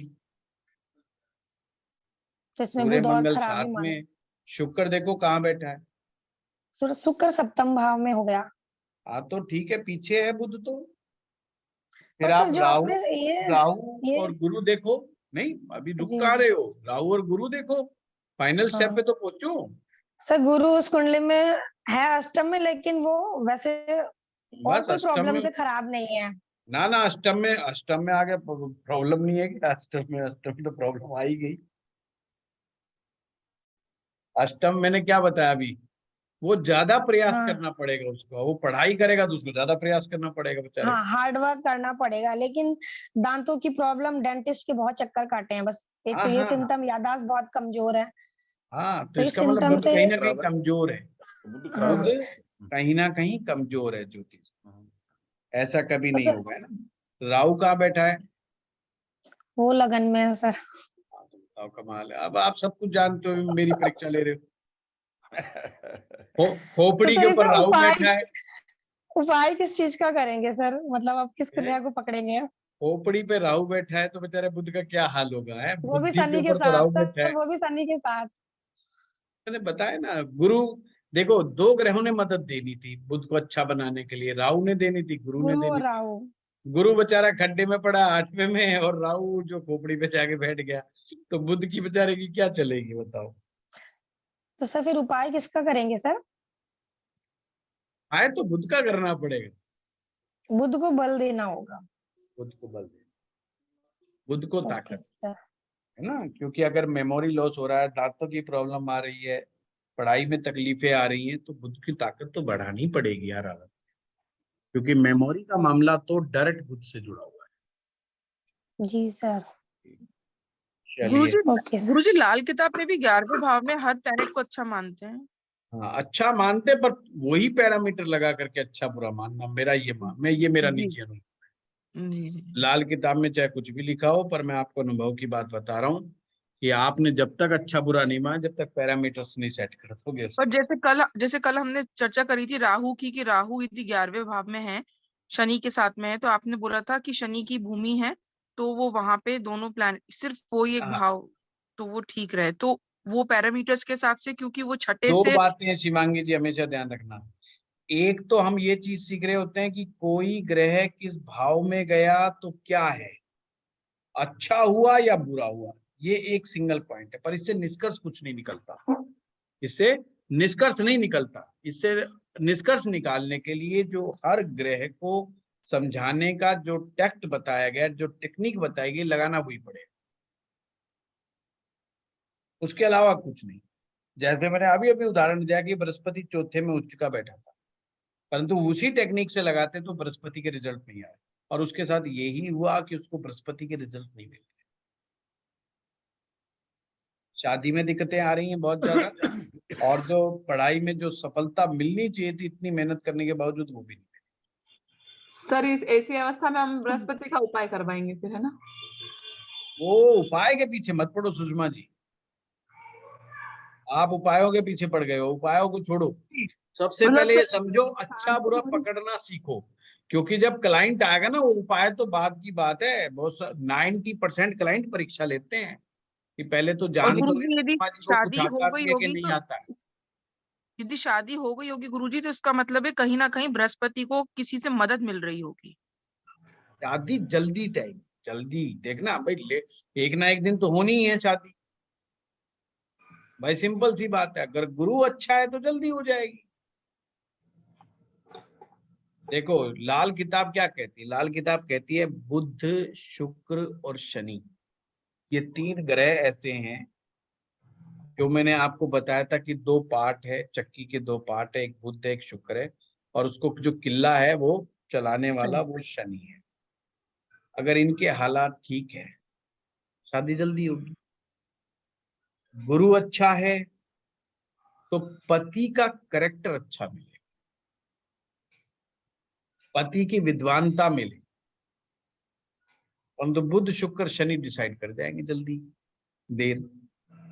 अब शुक्र मान लो पिटा पड़ा है, बुध पिटा पड़ा है, शनि कमजोर है, लड़की की शादी में बहुत बड़ी समय, लड़का हो चाहे लड़की हो दिक्कत आ जाएगी। ऐसे देखना, इनको तो ऐसे सूत्रों को याद कर लोगे तो समझ में आ जाएगा। मैं चलता हूं, आप लोगों का बहुत बहुत धन्यवाद।